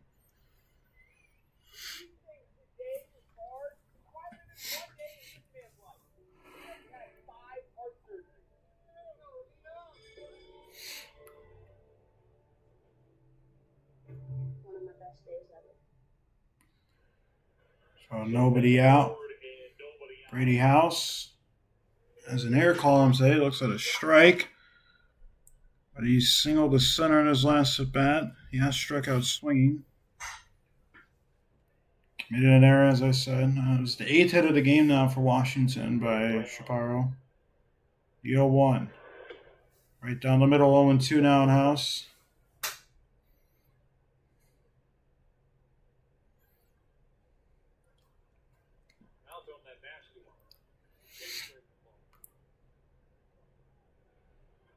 Go 2 from Brown. Right, so it's 1-2 now. House is singled and struck out. Last year, 73 games, Brown will come set. 1-2. Just low. 2-2 now. Did look a touch low. And it was. Still no ABS challenge. Oh, no, sorry. There was one ABS challenge today. There was also a challenge overall from Washington, which they lost. That was right down the middle, called strike. Perfect pitch from Matthew Boyd. I don't think Brady House expected that. By the way, it's 11-5 now. New York is on top of Pittsburgh. Reminder, Paul Skeens chased out of the first inning after getting 5 runs. White Sox now down 8-1. They're in the bottom of that 5th inning there. So they went up to 1-0 off the leadoff home run from Chase Mydrot and giving up 8 runs since. There's a foul ball back to the screen from Dalen Lyle. He singled to right field in his last at-bat. It was an RBI single. Also scored a run. So I'm sure Ben Brown will. He might pitch the 6th inning. Minnesota and Baltimore, they got underway a little bit ago. They're tied and they're in the 3rd. There's a foul back to the screen. 0-2 now on Lyle. Got underway at 2:30. Boston and Cincinnati are going to get underway in about 14 minutes. Texas and Philly, they're going to get underway in about 20 minutes. Same thing with Tampa and St. Louis. In St. Louis, perfect pitch called strike 3 on Dalen Lyle. Back-to-back punch-outs for Ben Brown. This is who Ben Brown is. He'll give up a lot of hard contact, but he also has the stuff to look good, look like an excellent pitcher. As his 2nd strikeout of the game. Up steps Joey Wiemer, who homered and walked today. High chopper off the plate. This is going to get in the right field. Horner cuts it off, throws it to 3rd. Almost wildly throw to 2nd. That is a bad base running mistake there from Joey Wiemer. And the Cubs potentially avoid giving up more runs. And the 3rd out. We'll head to the bottom of the 5th, halfway home here in Chicago. It is 7-3 Nationals on ChiSportsLive.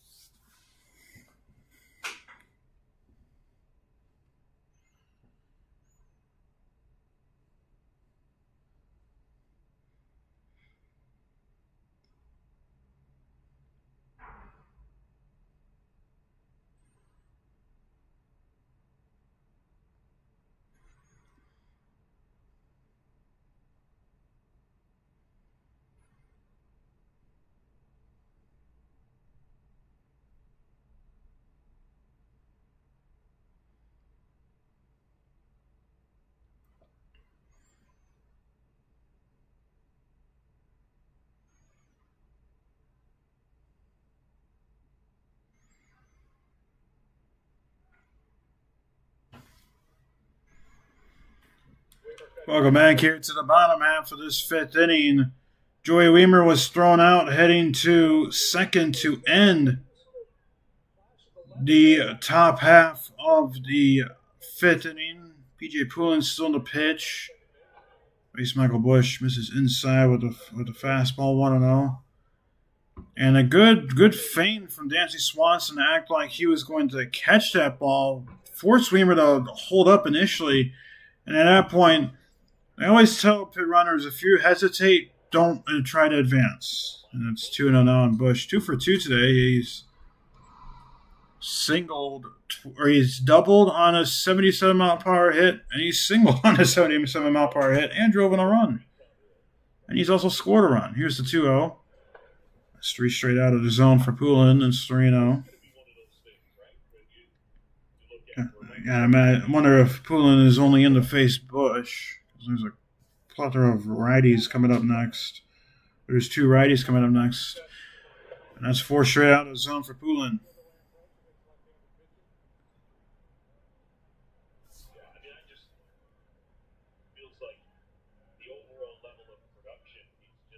So, nobody out.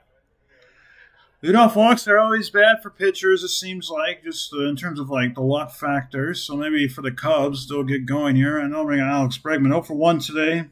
He's grounded out and walked. He's thrown out on the base pass. First pitch to him. Fastball right there for strike 1. Even if he doesn't do well offensively today in 162-game season. And I imagine he's going to get some opportunities throughout the season to showcase who he is as a player. That's off the plate. It's 1-1 now.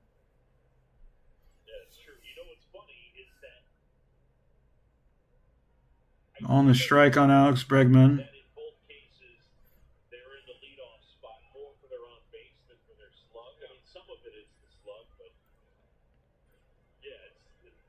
Here's the 1-1 from Poulin.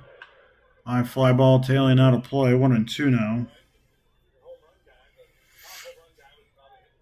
Bregman reaches. Regardless, Ian Happ is going to get a chance to bat here, but PCA is in the hole. It's another lefty. You got to imagine Poulin's going to stay in for that at bat. Cubs trying to eat away into this deficit. The 1-2. That's just high. Maybe outside. 2-2 now.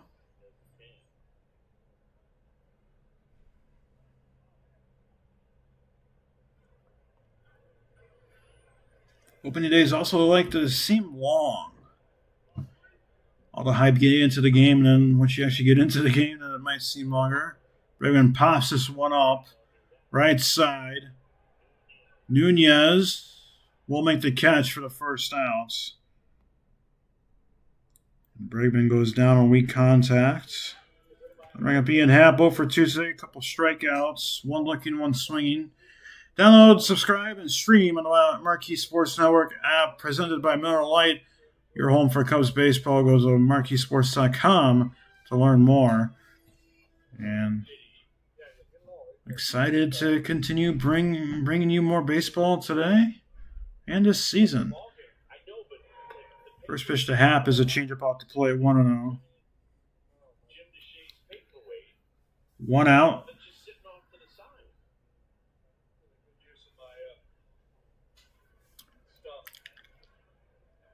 Poulin comes set.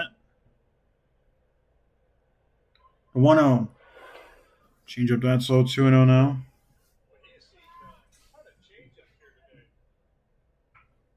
A lot of change-ups today for Poulin.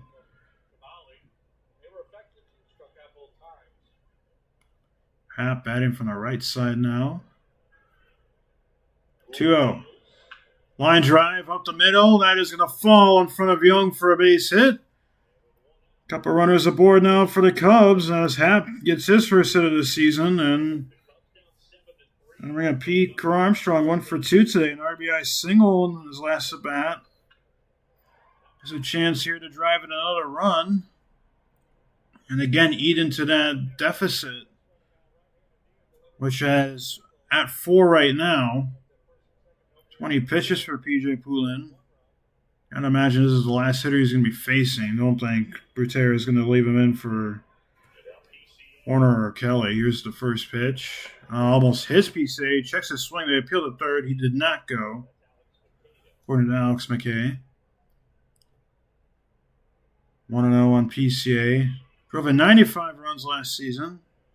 94 away from tying his last season total. 95 away from having a career high. Another check swing. Again, they appeal to third. And McKay says he did go this time. It's 1-1. PCA doesn't like it. It's always 50-50 on those swings because it looked like he does swing, but that's always a tough decision. Knuckleball, foul ball. It's 1-2 now at PCA. I think he did swing, but those were the bat stops. I mean, again, it's not whether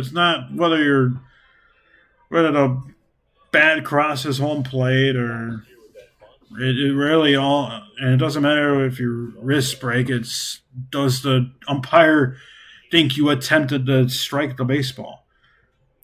And it's a lot easier when the bat travels further to decide that, but that's not what you're supposed to be looking at as an umpire. Here's the 1-2. Pop fly, left side, playable for House, and he will make the catch for the second out. So PCA goes down and on a foul out. 2 outs on Ringham. Nico Horner 0 for 2 today. A strikeout and a ground ball reached on an air. And that is going to be it for PJ Poulin. Second pitching change for the Nationals. Poulin did his job. Don't think he gave up a run. And with 2 outs on the bottom of the fifth, he'll depart. So will we. 7-3 Nationals. Cubs have a couple runners on. You're listening to Cubs baseball on opening day.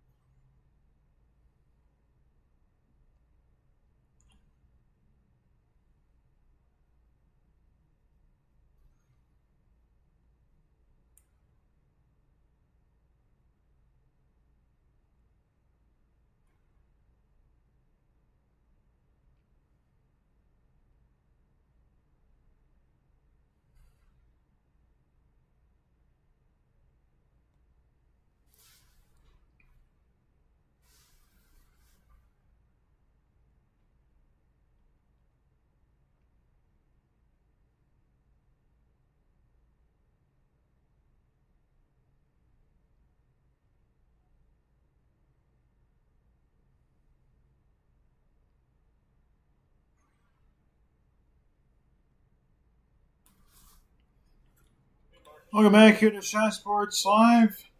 Cubs trail the Nationals 7-3 on opening day as PJ Poulin departs after his short stint out of the bullpen. Pitched a full inning, faced 5 hitters. You have 1 hit, 1 walk, but nothing else. And for the Cubs, they're going to face Brad Lord now. Was a starter last season. He's out of the bullpen this season.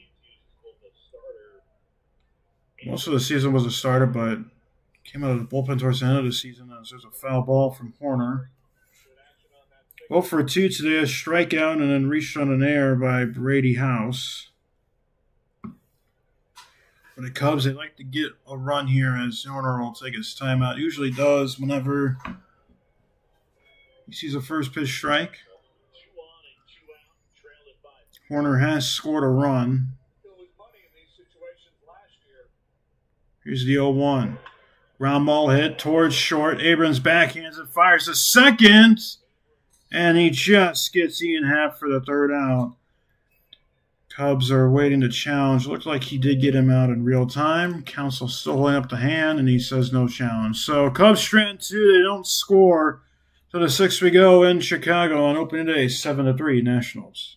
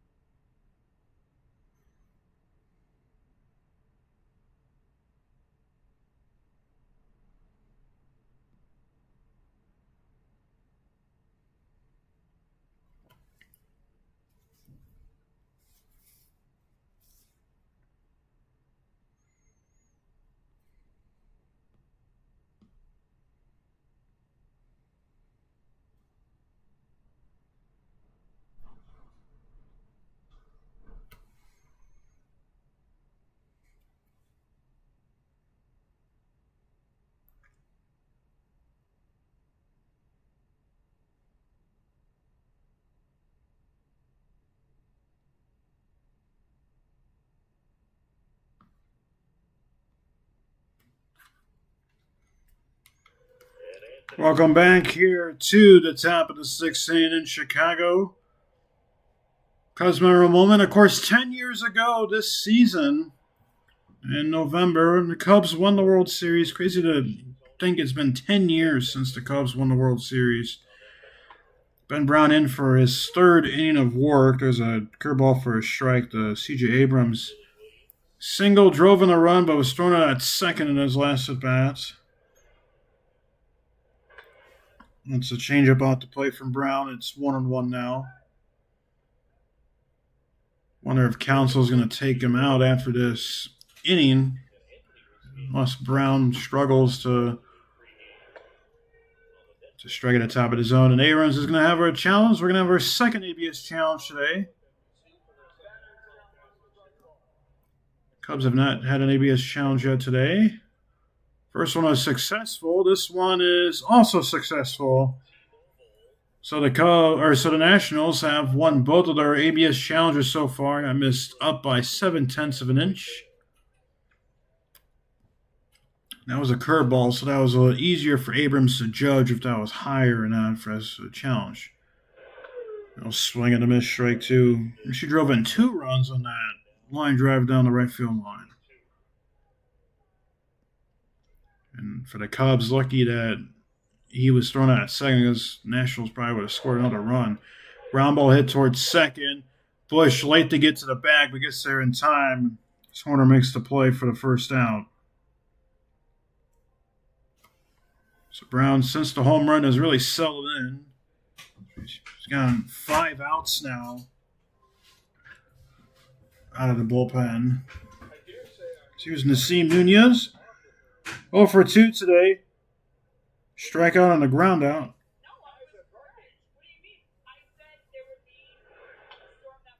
There's a foul ball.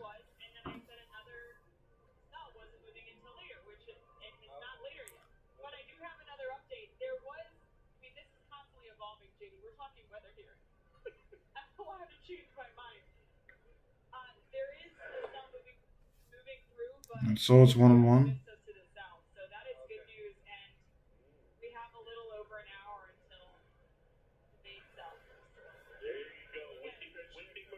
Ball and a strike. A pitch. Chopper foul 1-2 now. Still 8-1 Milwaukee over the White Sox right now. They're in the bottom half of that 6th inning there. Baltimore, Minnesota still scoreless. They're in the bottom of the 4th inning there. Joe Ryan on the mound for Minnesota. See what happens with his season. This is up and away 2-2 now. Cubs might make a offer to him potentially. You never know. For a trade, 2 balls, 2 strikes. Check swing. McKay said he did not go. It's full now. Take a look at the replay here. Looks like he did not go.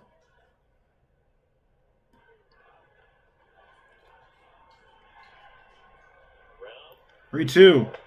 That's up, and it's ball 4. So Nunez reaches on a walk.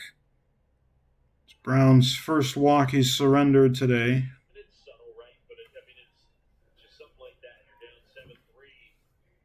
I mean, Keeper Reed struck out and then singled to right on like another one of those awkward check swing balls batted down the line.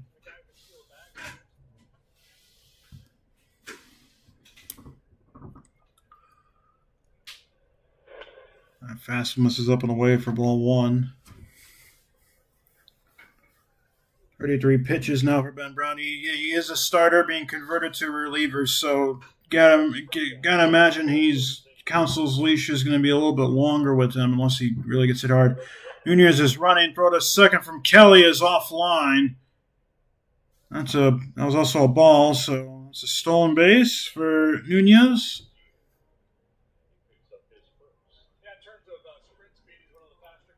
That was a good jump. And the throw from Kelly being offline a little bit didn't help. He would have been safe anyways, likely.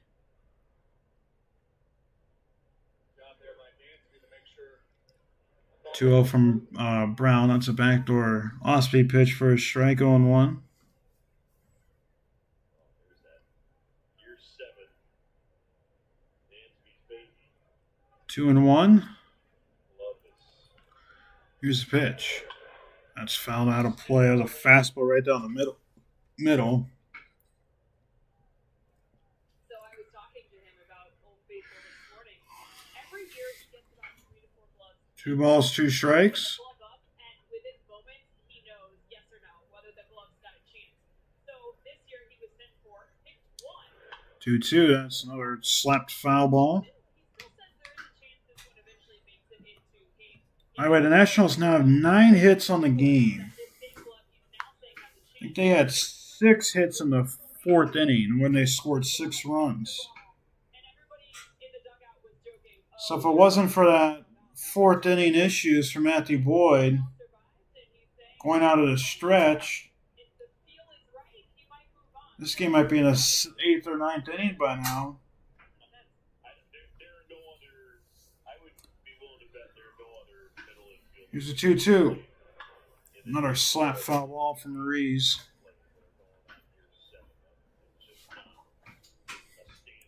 By the way, Milwaukee added another run over the White Sox. They're on top 9-1. Sox haven't scored since that first inning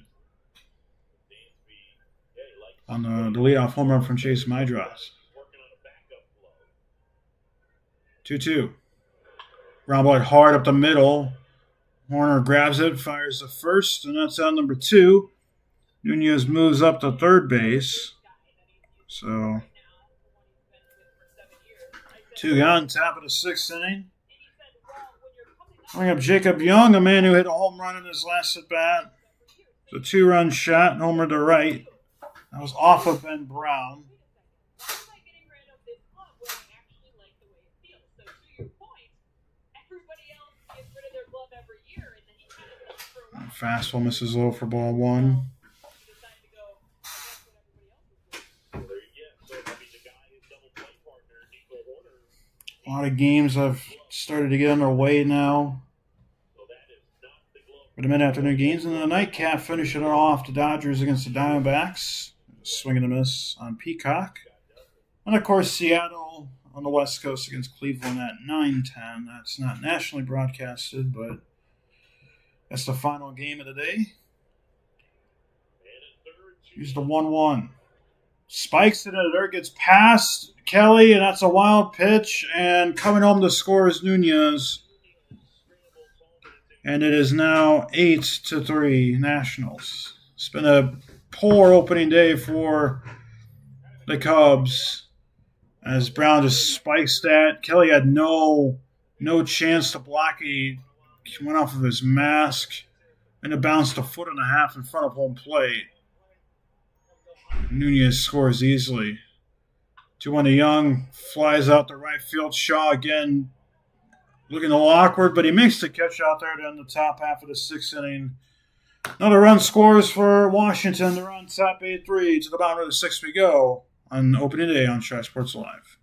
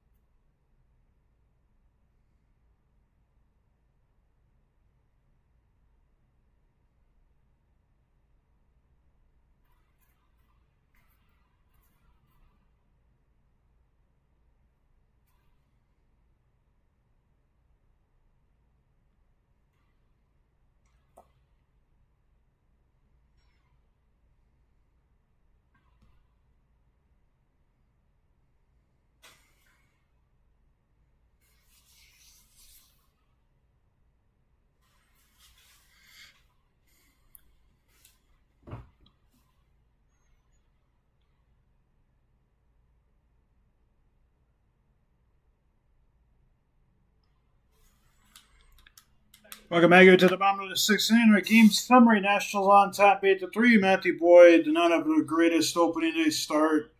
Washington 6 hits and 6 runs in that fourth inning. Boyd gave 6 hits and 6 runs in this overall start. Walked one. Did strike out the first 7 of 10 hitters, but after that did not go well. There's a first pitch strike from Brad Lord to Carson Kelly. Nationals have picked up another run on a wild pitch from Ben Brown. That was in the top half of the sixth inning. There's a slider for a strike. 0-2 now on Kelly. The Cubs offense has really not hit the ball hard at all today.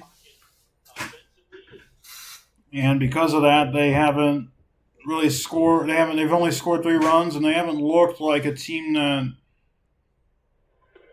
has a revamped offense. That's low. It's 1-2 now on Kelly. But it's opening day, everyone. It's always the overreaction day, too. Still 161 games to go after this day. 1-2, that's still on the way, 2-2. And, but still, these opening day games do count to your final record.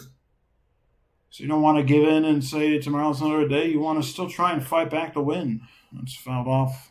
Still 2-2 on Kelly. Cubs only have 4 hits today. A couple for Bush. Happ has 1 and PCA has 1. Line drive right field, and Carson Kelly has 1. That's their 5th hit of the game. And maybe this is the start of a potential rally here for the Cubs. Numbering Moises Ballesteros. Really the first hard hit ball for the Cubs today for a base hit. 100.8 off the bat on the exit velo. Ballesteros was strikeout and a ground out. By the way, the Cubs have had a leadoff runner on ever since the second inning. Ever since the third inning. So there's a strike there by Ballesteros. You got to capitalize at some point off of these gifts teams are giving you. Kelly, a very small lead at first. The 0-1 is off the plate, 1-1 now. Just crossed the 2-hour mark on the broadcast today. Again, if anyone's tuning in, I want to thank anyone for tuning in. In a radio-style broadcast. 1-1, high fly ball to right field. Weimer goes back now, comes in into his left a bit, makes the catch for the first out, and Ballesteros is 0 for 3 today. There's another ball hit well, 104 off the bat, but he got under it. Wind blowing in from right field probably didn't help it either. So here's Dansby Swanson 0 for 1 today. He's walked, but grounded out. Cubs down to their final 11 outs of the ball game today. They're going to need at least 5 more runs to have a shot at winning. Swanson swings through a slider for strike 1. Even with the 2 errors, the Cubs haven't really been able to capitalize for more than just 3 runs. And there have been a few base running errors for the Cubs today, too. Mainly the Alex Bregman play at third could have extended the Cubs' rally if he did not get thrown out. And that was in the third inning when the Cubs got up 2-1. Here's the 0-2. Swanson pops this one up right field. That's going to get out of play.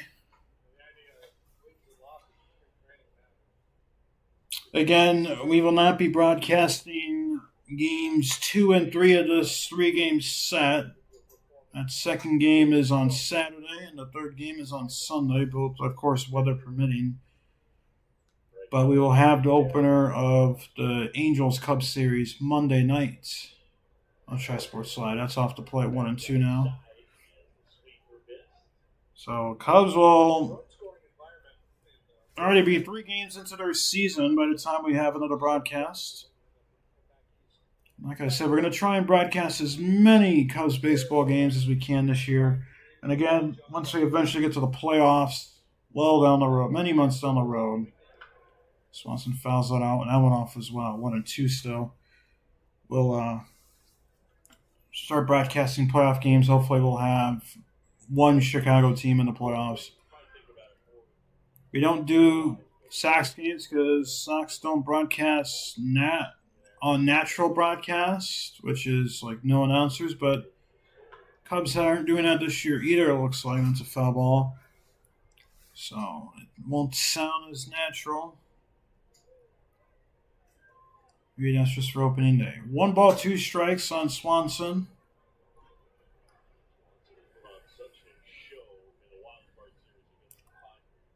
1-2. Another foul ball.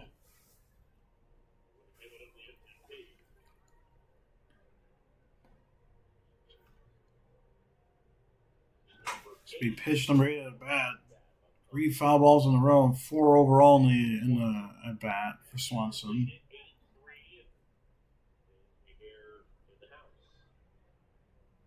1-2. Another foul ball. These are the good battles that you like to see for Cubs hitters, especially early in the season. It's 3 straight sliders, by the way, by Lord. He's thrown 5 in the at-bat. He's also thrown a sweeper, so he's only thrown 1 hard pitch. Oh, no, he's thrown 2. He has thrown a second sinker. Now it'll probably be a time to throw a sinker. It's a check swing ground ball. Lord will fire the first as his only play. He makes the play for the second out.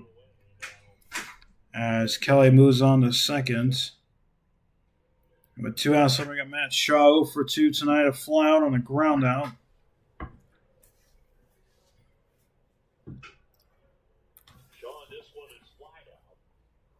Michael Bush is on deck if Shaw can extend this half inning. Comes down to their final 10 outs in the game now. So a sweeper off to play for ball 1.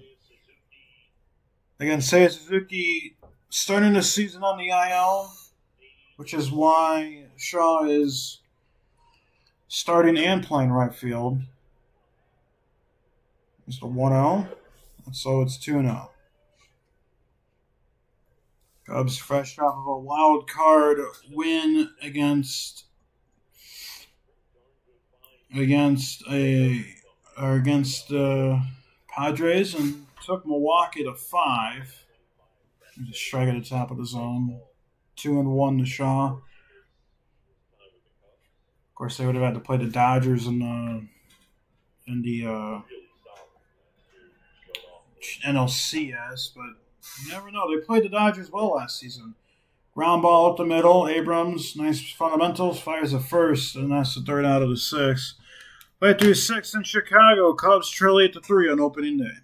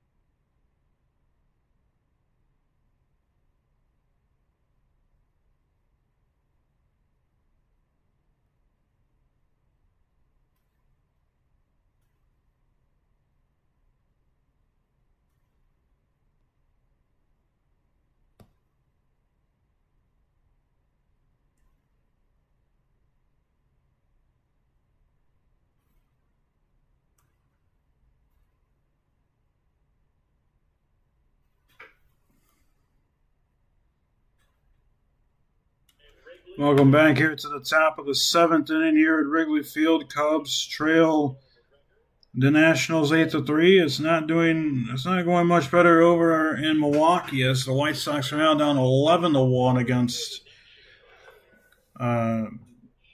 Milwaukee. There's a first pitch strike to James Wood 0-3 today. He struck out twice, both swinging, and he's grounded out.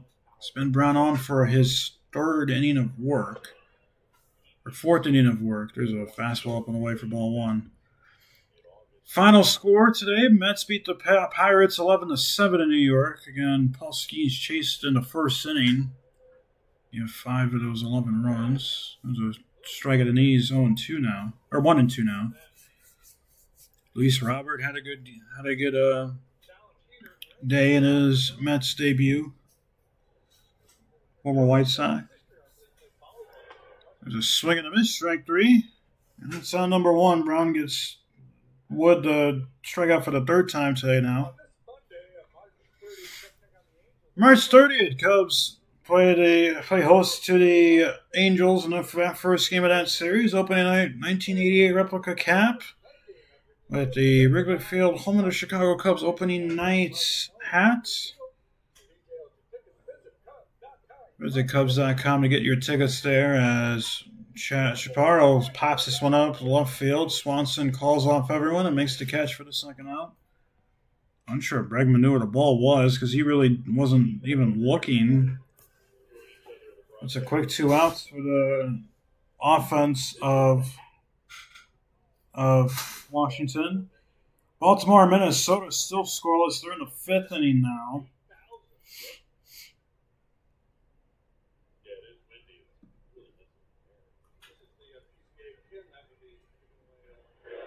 There's a ground ball hit to Swanson, and this is going to be a quick 1-2-3 7th for Brown. It is stretch time in Chicago. It is 8-3 Nationals on ChiSportsLive.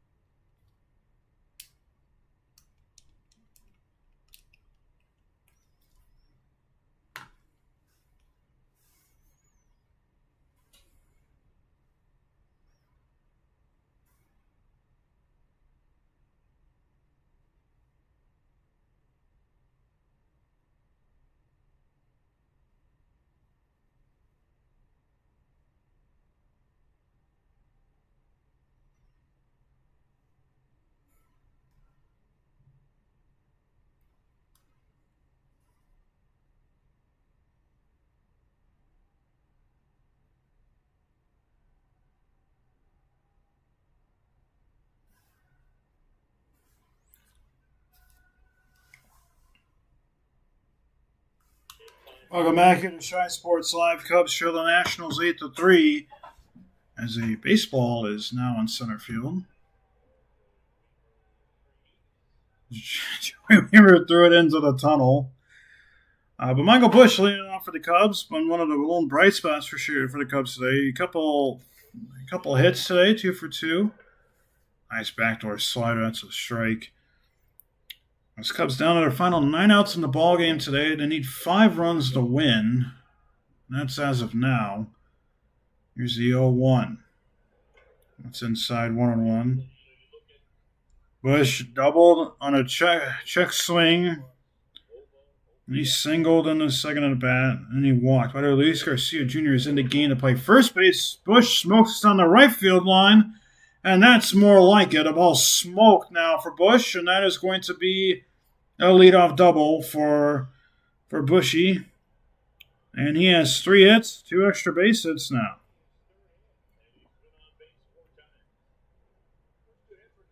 And he's also been on base 4 times now.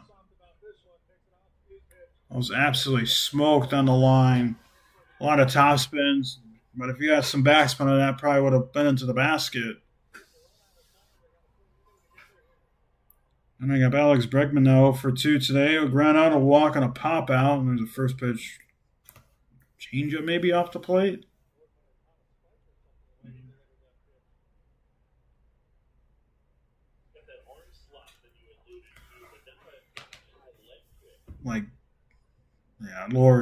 Lord definitely got a spike on the mound. Used a 1-0. That's inside 2-0.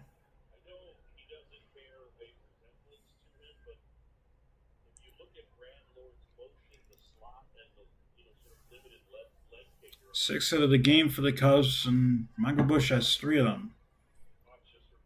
The 2-0. Inside, it's 3-0 now.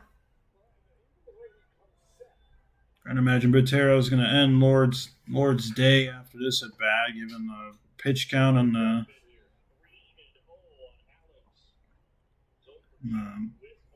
little bit wild against Bregman. The 3-0. There's a strike, a sinker at the knees. 3-1.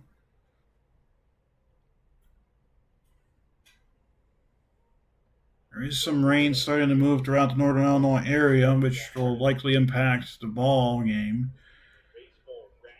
3-1. Right there, first strike. 3-2 now.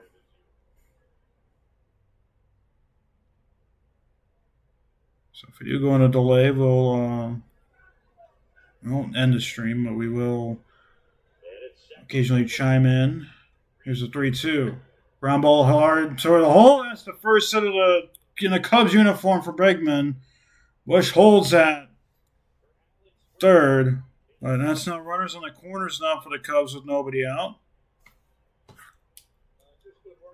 So Bregman, 102 exit velo. So the Cubs are starting to hit Lord pretty hard now. It's a sinker, pretty much right down the middle. And again, simple, easy swing.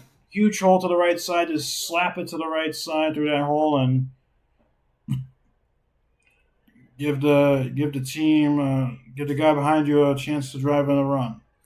In this case, it's Ian Happ. He's 1 for 3 today. He's singled in his last at bat. 7 hits now for the Cubs. There's a strike there, 0-1. Ian singled in his last at bat. Was actually smoked the center field. He struck out the other 2 times, so he'll take a timeout.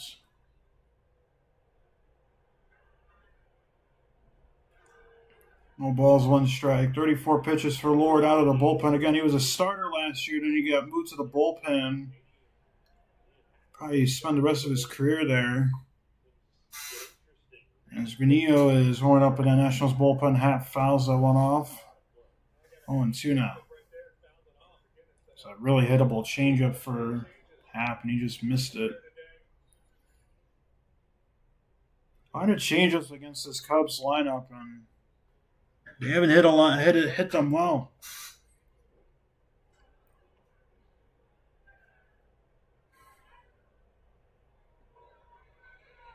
The 0-2.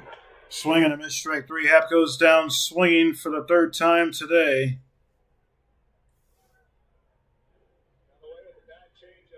And that is out number 1.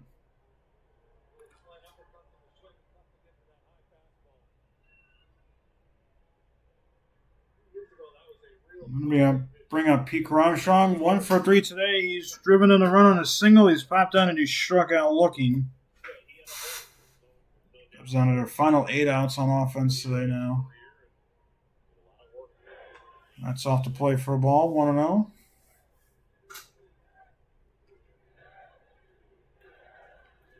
I mean, you'd obviously love a home run here, but you're looking for nothing more than a base hit here to extend this rally. There's a swing and a miss on a changeup. 1-1. There is only one out, and I don't think, unless this ball is actually smoked on the ground, I don't think they're going to double up PCA with this speed. You just like to get that fourth run across at this point. The 1-1. Nemesis side, it's 2-1. You'd also prefer to get that fifth run in from first base in this inning.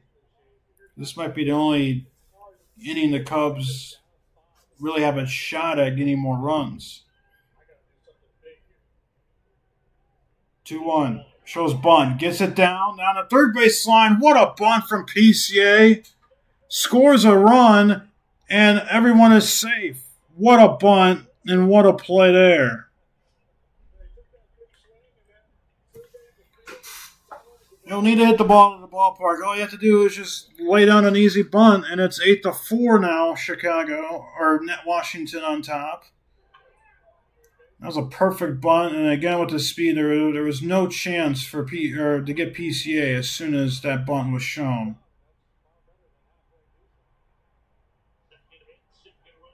And another hit for PCA. He has 2 RBIs on the game now, and Warner's going to call for, I don't know if he's calling for time or if he has something in his eye. The clouds are getting a little darker now.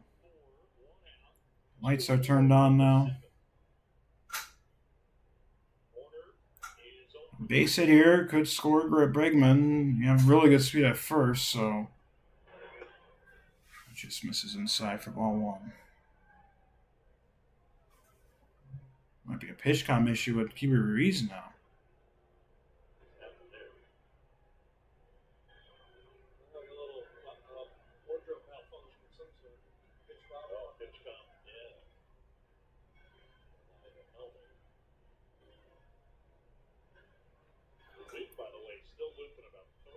So there's a ball, no strikes on corner. And again, just a slap single to that right side hole. I mean, you got a runner holding. You got Nunez holding Bregman. Corner, and it's inside. It's 2-0. You really love right now for that rain to just hold off for about another hour or so. So the Cubs can not only, number one, continue this rally in this inning while hot, and that's 3 straight inside. It's 3-0 now. Well, after Horner, it's Kelly, and Kelly's the tying run if he reaches. Crowd getting loud. Gotta imagine this is going to be it for Lord. 3-0. Inside corner, that's a strike, 3-1.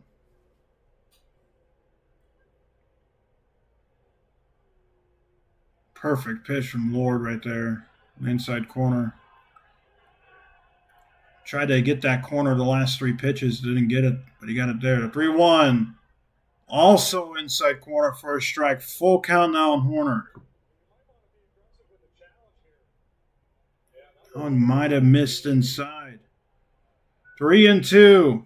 Big pitch coming up. The 3-2. Ground ball chopped off of Horner. Now Porter immediately rules it a foul ball.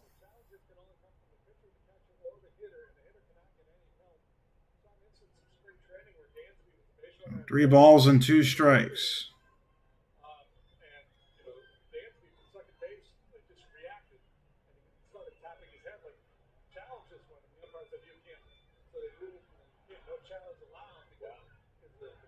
Three and 2. Another big pitch here for Brad Lord and this Nationals pitching staff. To 3-2. Hard ball up the middle. Nunez, look at that at second. What a play from Nasim Nunez. A double play, ending the Cubs rally with only 1 run scored. Well, to the 8th, 8-4 Nationals on opening day.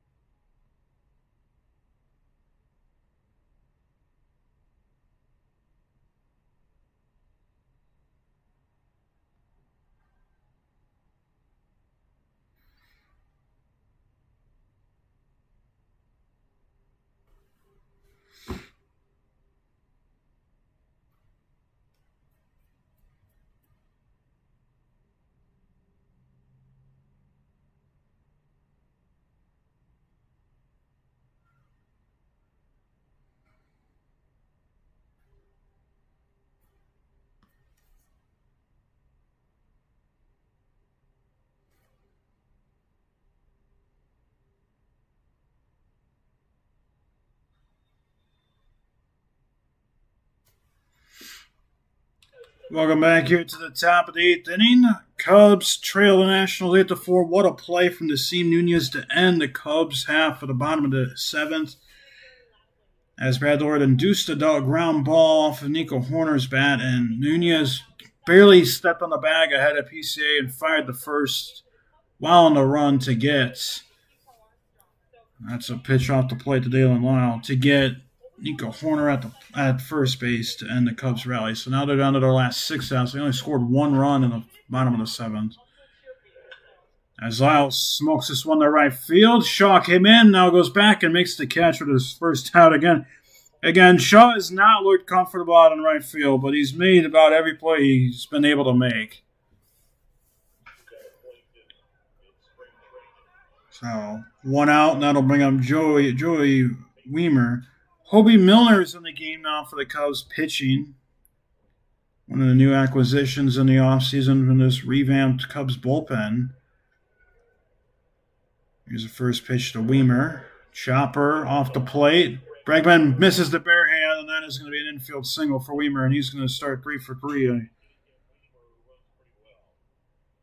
Unsure if he would have even been able to get Weimer, even if he barehanded that one.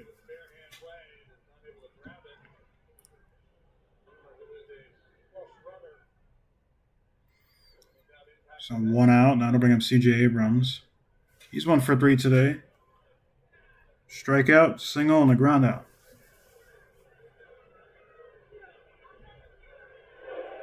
It's off the plate for ball 1. Milner pitched with Texas last season, 3.84 ERA, as an excellent has an interesting release angle. There's a fly ball left center field now. PCA coming in, he'll make the catch for the first out.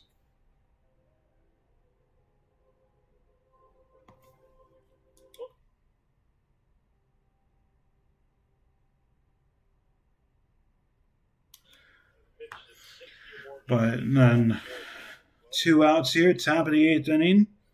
Now we got Cade Nunez.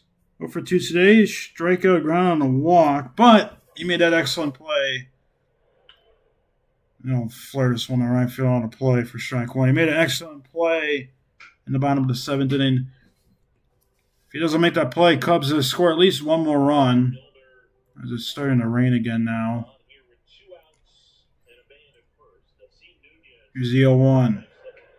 At the knees, that's a strike, 0-2 now. And they're going to try and get this baseball game in without any delays. There's still about another half hour, 45 minutes until that more heavier stuff where it comes to the ballpark, and Nunez gets hit by a pitch. So he's walked and he's been hit by a pitch. And now those are the 2 times he's reached base. And now they're bringing up Keibert Ruiz. 1 for 3 today. Did it actually hit him? Yes, it did. Got him on a jersey.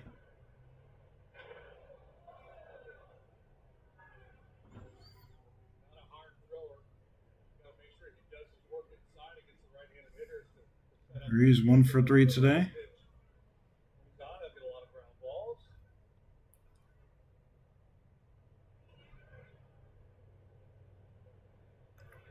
The pitch. Change up right there for strike 1. Miller does not throw hard, so he has to be a location pitcher. And with location, you got to be really smart where you locate the baseball. And that's why you got to attack the corners, low up, outside, inside, and sometimes you hit a batter and misses on the way for a ball. 1-1 now on Ruiz.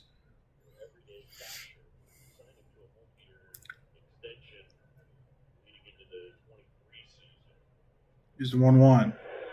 Ground ball hit towards third. Bregman grabs it, takes the easy out at first, and makes it for the third out. Nationals strand 2. They don't score. It's at the bottom of the 8th we go. Cubs trail the Nationals 8-4 on opening day.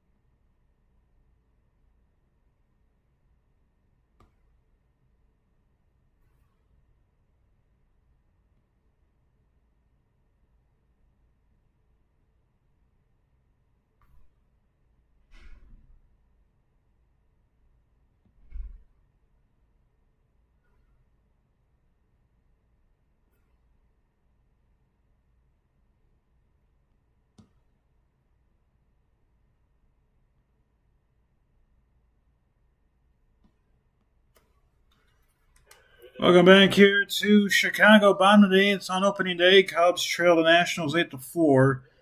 Since they went down 7-2, they've only scored 2 runs.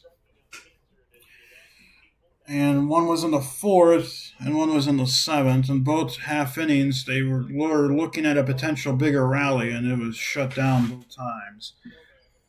As Clayton Beeter is now in the game for the Nationals. 26 appearances last year, 4.26 ERA, pretty good walk or pretty good ground ball rate. Does walk a lot of guys. Unless he's changed up some stuff. As Kelly fouls off the first pitch fastball. Cubs need 5 to win this game, or at least take the lead. Need 4 to tie. Here's the 0-1. Off the plate, 1-1. Still sprinkling here at Wrigley. And again, the heavier stuff is expected to come in the next 25-30 minutes. So Nationals obviously going to be trying to get this finished soon. There's a swing and a miss. 1-2 now. Of course, it is an official game now. So Cubs are really, really in danger. Where if this game cannot get finished now, once this initial line comes through, they will be able to play more unless the infield is just atrocious. Here's the 1-2. It's popped out of play, but it's not raining hard enough to really affect the dirt. Just when that heavier stuff comes, then it will be hard enough. And for the Nationals, they're trying to get these 6 outs as quick as possible. The 1-2. Round ball pulled foul. There's already an initial wave of rain that came. Really didn't do as much issue. It didn't have as much issues as what was originally forecasted. This second round of rain is also doing the same thing. So here is the 1-2. Check swing, appeal to first. Jimmo says no, and it's 2-2 now on Kelly. 2 balls, 2 strikes. Yeah, Kelly definitely did not go there. But the torpedo bat. Of course, those were in big headlines last season with the Yankees initially. The 2-2. Hard at ground ball, right to Abrams. Throws the first, and that is out number 1. Cubs into their final 5 outs in the game today. What is this, Ballesteros?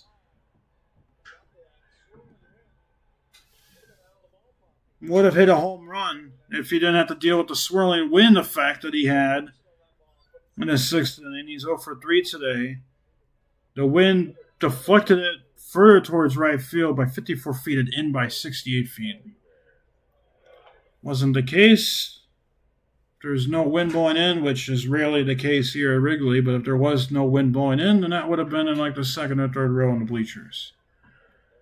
But regardless, it is 1-0 on Ballesteros. The pitch. This is high on the fastball. It's 2-0 now. Ballesteros has struck out, grounded out, and then that fly out. It's 2-0 on him now. Expected to be the everyday DH. Probably until Suzuki comes back. And he'll probably be a bench player. And Shaw will likely be the everyday DH for the Cubs. Unless Council changes it up, which is possible. And that is low. It's a 4-pitch walk for Beeter to Ballesteros.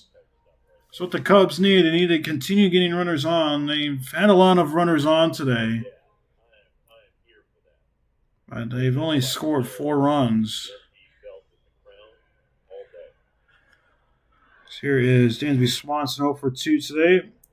Walked in his first plate appearance, and he's grounded on in his last 2. Has driven in a run, and he's also scored a run. First pitch. That's 0, it's 1-0.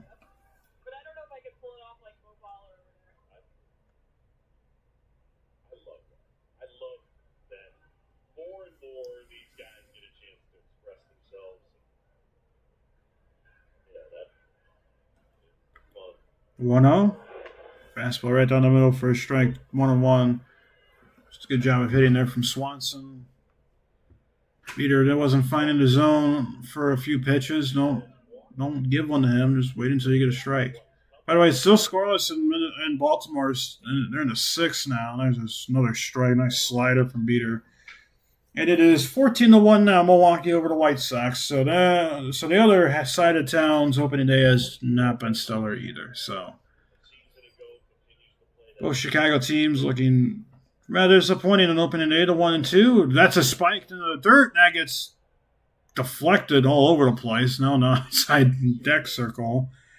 And Ballesteros will reach second on the wild pitch. I think that one was spiked further from home plate from the Ben Brown spike. About as easy as it gets for Ballesteros to read that. That eliminates the traditional double play opportunity, and it's a chance now for the Cubs to win a runner over as Swanson will take his timeout.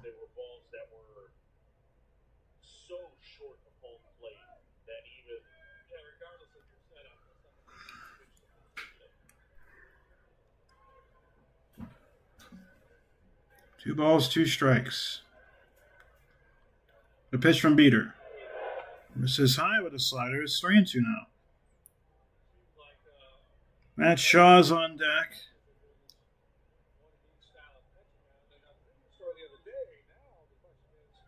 Again, Cubs down to their final 5 outs today.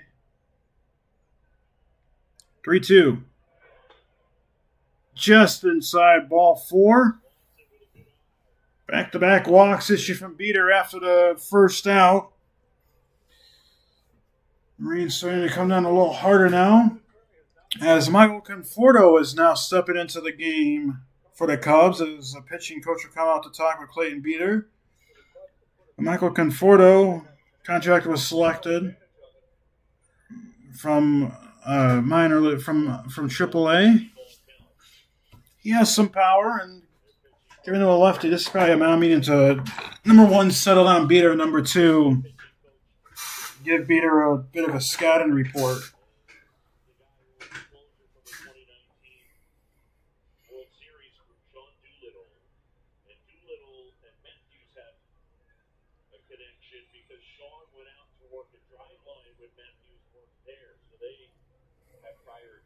As Conforto was with the Dodgers last season.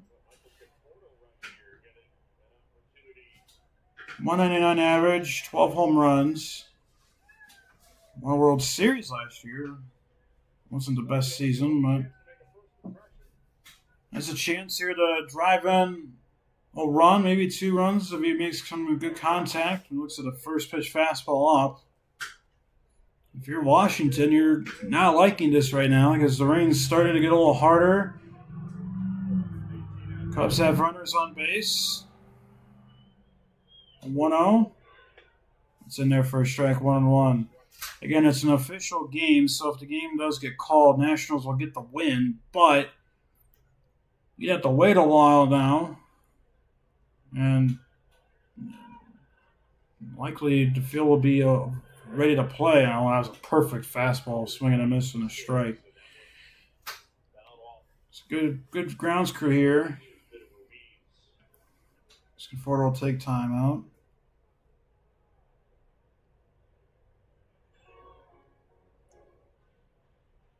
Again, severe weather is expected. Not necessarily in Chicago, but around the area. And there's a swing and a miss. Fastball got him. Comes down to their final 4 outs in the game today. But the initial wave that's hitting Chicago right now is supposed to turn more severe later on. But the initial wave is starting to really come down now. So 2 outs. So we got Michael Busch 3 for 3 today. He's also walked. A couple doubles and a single.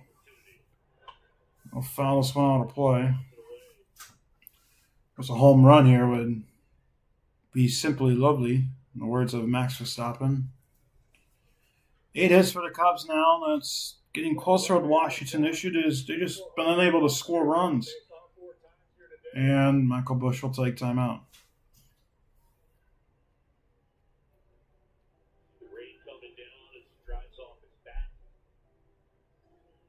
Definitely getting darker around the ballpark. It's also getting colder.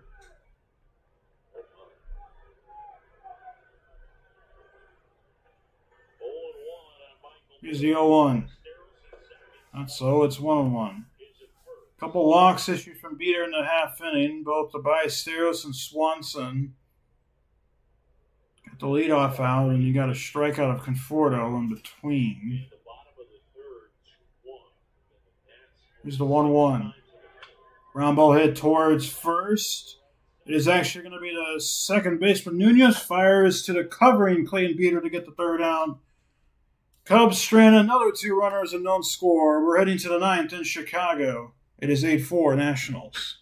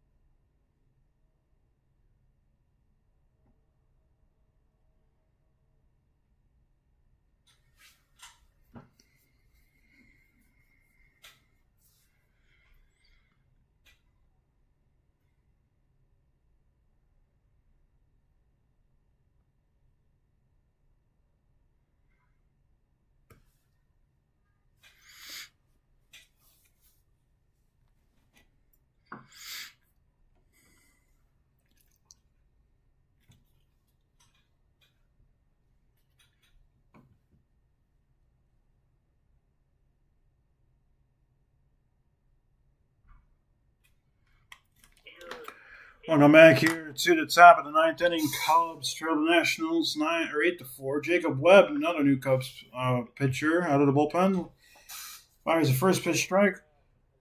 Another former Ranger, 55 appearances, 66 innings last year, 3.0 ERA. Ground ball hit towards third and gets through Bregman. We'll see if they rule out a hit or an error on Alex Bregman. That's also a good speed of board for the Nationals. They're going to roll to single. I might change that to an error later on. Bregman's glove came up a little too tall. Went right between the wickets. James Wood, first pitch to him is a fastball at the plate. Kelly feigned to throw to first base. Houston and Los Angeles and the Angels are in the bottom of the third. No score there. White Sox down 14-1 against Milwaukee. Detroit on top 6-0 over San Diego during the third. The fastball right down the middle for Webb for a strike. McGonigal has 2 RBIs for Detroit. Fun name.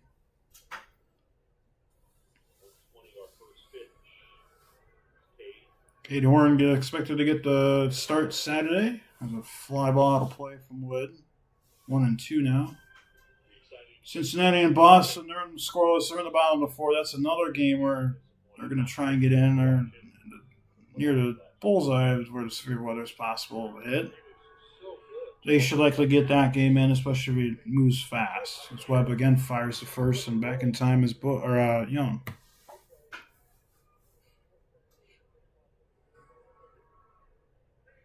Philly on top of Texas, 2-0 in Philly. We're in the top of the 4th inning in that game.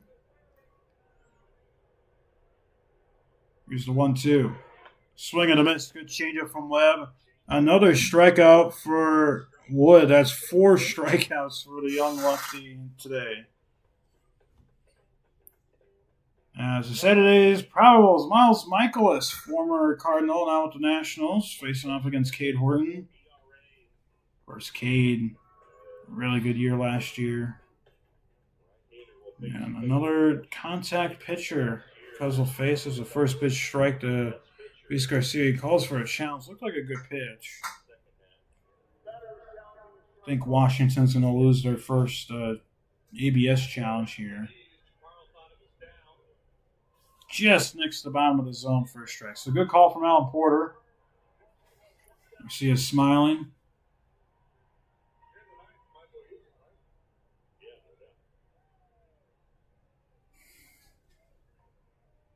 Webb comes set.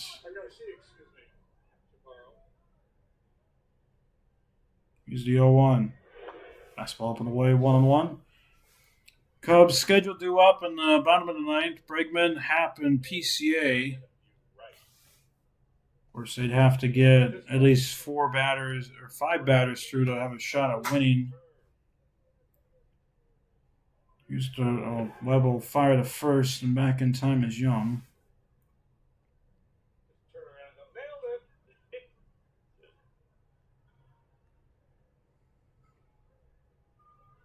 Alan Porter's had a really good game today.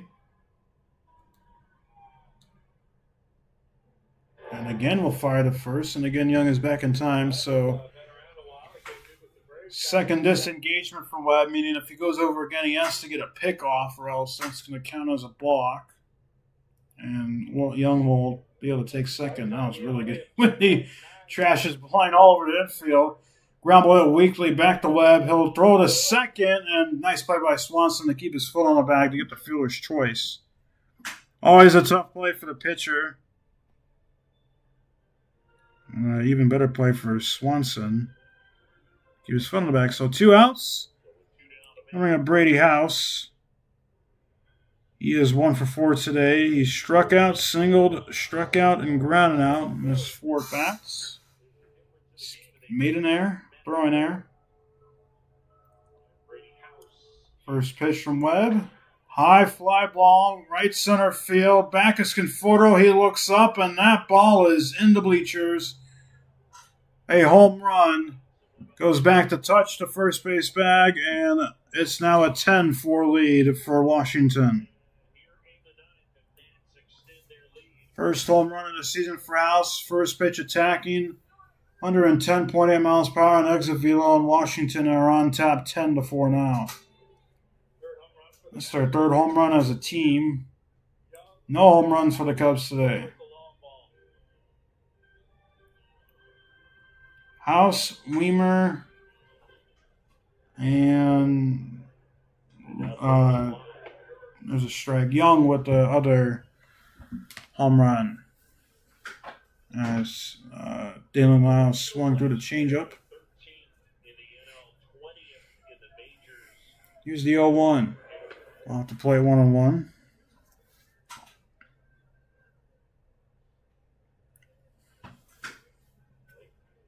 Approaching the 3-hour time mark here. 1-1. Just up and away, 2-1 now on Lyle. Again, the Cubs scheduled due up. Bregman, Happ, and PCA in the bottom of the 9th inning. Cubs now down by 6. The 2-1 popped out of play.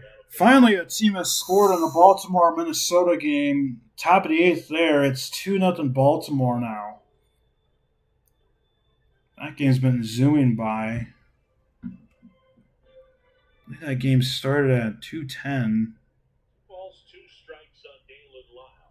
2-2. Swing and a miss. Good change right there from Webb. Out number 3. But a 2-run home run from Brady House extends the Nationals' lead from 8-4 to 10-4. So the bottom of the 9th we go in Chicago. 10-4 Nationals on opening day.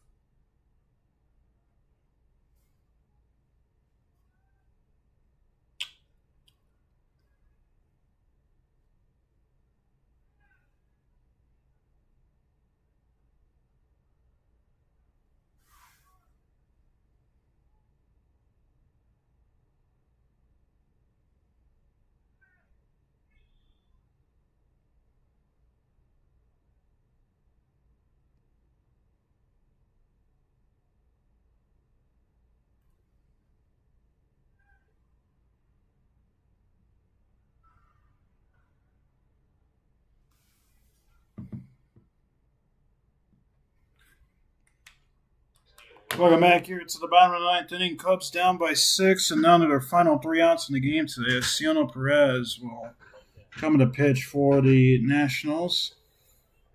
Cubs down to their final 3 outs, and if you're Washington, you're trying to get these final 3 outs in a hurry because there's a hefty set of rain well on its way to the ballpark.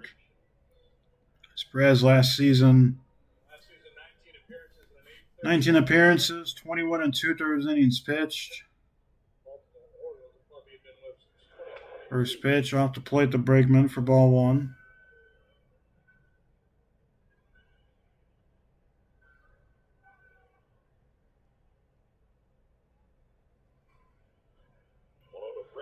One off fastball right down the middle. That's a strike, 1-1.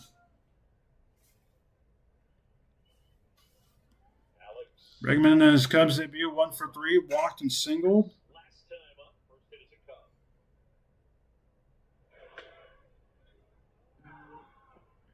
1-1. That's Denise for a strike, 1-2.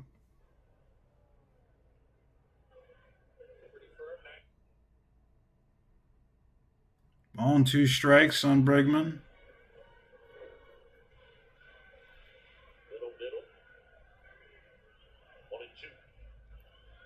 Here's the 1-2. Swing and a miss, strike 3. Bregman goes down on 4 pitches. That's out number 1 as that'll up Ian Happ. 1 for 4 today. 3 strikeouts, 1 single. It's another strikeout for Cubs hitting. Obviously look at final stats before, which, by the way, that's off the plate. Once the final out is made, we'll take a quick break, and then we'll return for the postgame show, which won't be that long, but we'll look at it, and we'll end the stream there. Here's the 1-0. Curveball just off the plate. 2-0 now on Happ.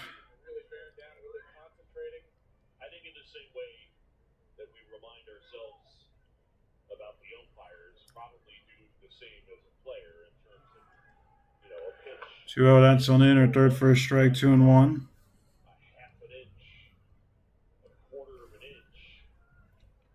PCA and Horner are due up next behind Happ.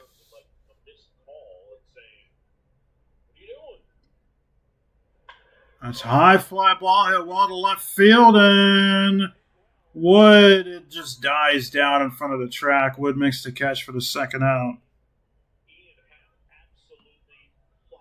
108.5 miles per hour off the bat. That ball would have likely been on the waveland if the wind was not blowing in at like 50 miles an hour. And the Cubs down to their final out tonight, and it's going to be at the Peaker Armstrong to keep the game going. Couple singles, couple RBIs, struck out and popped out. Here is the first pitch from Perez. On the way for ball 1.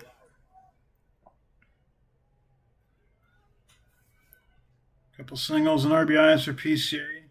Him and Michael Bush have really been the only Cubs hitters with productive at-bats. The 1-0. Shot foul, 1-1. Cubs down to their final 2 strikes tonight. Again, coming up after the final out.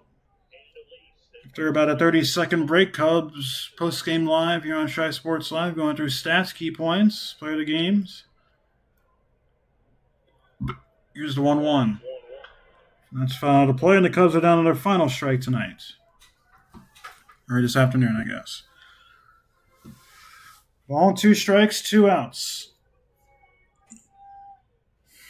We likely will not be singing the song for the first time this season. 1-2. And PCA swings and misses for strike 3. Cubs lose 10-4.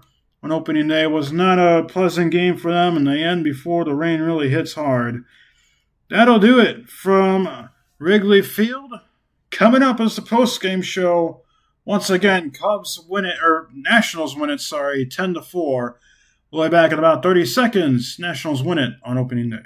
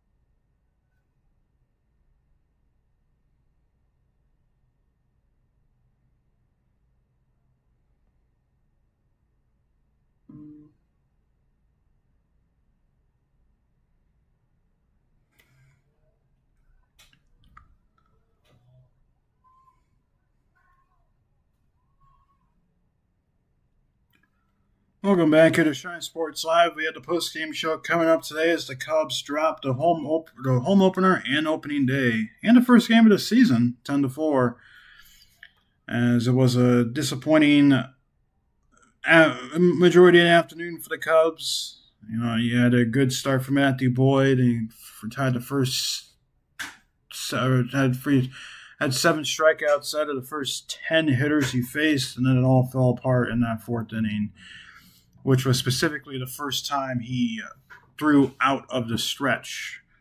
But with that being said, take a look at some stats and some key points. For the Lions scores, Washington got a run in the 2nd inning off of a Joey Wiemer solo home run off of Matthew Boyd. It was a changeup. It wasn't a bad pitch, but Wiemer was able to crush it. About the only ball that actually left the yard and looked like a good hit to left field, because after the 2nd inning, the wind really started blowing in from left field. Cubs got a pair of runs in the 3rd inning, and then it all fell apart in the 6th inning as the Nationals struck for 6 runs on 6 hits. Cubs did get 1 more in the 4th, but they didn't do more after that. No runs were scored again for the Nationals until the 6th. They got another run, which made it 8-3 at the time. Cubs got a run in the bottom of the 7th, and that was their last time they scored. Nationals picked up 2 more runs in the 9th, courtesy of a Brady House 2-run home run. For a final line score of 10 runs, 12 hits, 2 errors for Washington, 4 runs, 8 hits, no errors for Chicago. But in individual stats for the Nationals, James Wood did not have a good day at all. Hitless in a leadoff spot and struck out 4 times. Andres Chaparro, 2 for 4 today with a run scored. Luis Garcia came in defensively, did get in a bat, scored a run. Brady House, 2 for 5 today, 2 runs, 2 RBIs, 2 strikeouts. Dalen Lyle, 1 for 5 today, a run, an RBI, and 2 strikeouts. Joey Wiemer, 3 for 3 today, 2 runs, 1 RBI, 1 walk. CJ Abrams, 1 for 4 today with 2 runs batted in. Nasim Nunez, hitless, made a nice defensive play. Scored a run, drove in a run, walked 1, struck out 1. Skipper Ruiz, 1 for 4 today with a run scored on a strikeout. And Jacob Young, 2 for 4 today, a run scored, 2 RBIs, 2-run home run, and a strikeout. For a total of 37 at-bats, 10 runs, 12 hits, 9 RBIs, 2 walks, and 12 strikeouts. A double from Chaparro, Wiemer, House, and Young all had home runs. Total bases, Abrams had 1, Wiemer had 6, Ruiz had 1, House had 5, Young had 5, Lyle had 1, and Chaparro had 3. Nunez had a hit by pitch, and he also stole a base. Nationals only left 3 men on base. For the Cubs, offensive line score. Oh, by the way, the Nationals play of the game is definitely going to be Joey Wiemer with his perfect day from the bat, and starting off the game offense for the Nationals. For the Cubs, Michael Busch, 3 for 4 today. He's our Cubs player of the game. 2 runs, 1 RBI, 1 walk. Alex Bregman, 1 for 4 today, a walk and a strikeout. Ian Happ, 1 for 5 today, 3 strikeouts. Pete Armstrong, 2 for 5 today, 2 RBIs, 2 strikeouts. Nico Horner, 0 for 4 today, 1 run, 1 strikeout. Carson Kelly, 1 for 3 today with a walk. Moses Ballesteros, 0 for 3 today, a walk and a strikeout. Dansby Swanson, 0 for 2 today, a run, 1 RBI, 2 walks. Matt Shaw, 0 for 3 today, and Michael Conforto came in for 1 at bat and a defensive appearance in the 9th inning, struck out in his only at bat. Cubs had 34 total at bats, 4 runs, 8 hits, 4 RBIs, 6 walks, 9 strikeouts. For total bases, Busch had 2 doubles, and for total bases, Busch had 5, Kelly had 1, Happ had 1, Bregman had 1, and Pete Armstrong had 2. Cubs left 9 men on base. That was the big story for the Cubs. Missed a lot of opportunities with runners in scoring position as well. For the pitching side, Cade Cavalli got the start for the Nationals, went 3 2/3, gave 3 hits, 3 runs, 2 earned runs, 3 walks, struck out 5. PJ Poulin came in for an inning, gave 1 hit, 1 walk. Brad Lord came in for 2 1/3, gave 4 hits, 1 run. That run was earned, struck out 1. He got the win. Clayton Beater went an inning, nothing besides 2 walks and a strikeout. And Ciano Perez finished the 9th inning with 2 strikeouts. For the Cubs pitching staff, Matthew Boyd got the loss, 3 2/3 innings pitched. 6 hits, 6 runs, 6 earned runs, 1 walk, 7 strikeouts, 1 home run. Ben Brown came in for another 3 1/3, gave up 3 hits, 2 runs, both were earned, walked 1, strikeout 3, gave up a home run. Obi Milner came in for his Cubs debut, 1 inning, 1 hit, nothing else. And Jacob Webb in his Cubs debut gave up 2 hits, 2 runs on a 2-run home run. Brady Allen strikeout 2, gave up the home run. The final line pitching, 9 innings pitched for the Nationals, 8 hits, 4 runs, 3 earned runs, 6 walks, 9 strikeouts for the Cubs, 9 innings, 12 hits, 10 runs, 10 earned runs, 2 walks, 12 strikeouts, 3 home runs given up. And that'll about do it here from Chi Sports Live. I want to thank everyone for tuning in on another opening day, and thank you for tuning in to our first official Cubs broadcast of the 2026 season that'll actually count to the team's records. Again, I want to thank everyone for tuning in, and for a final time from Chi Sports Live in Wrigley Field, the Nationals win it on opening day 10-4 over the Chicago Cubs. Next broadcast will be Monday night as the Cubs take on the Los Angeles Angels. And until then, we'll see you next time. Thank you for listening. This has been a presentation of Chi Sports Live.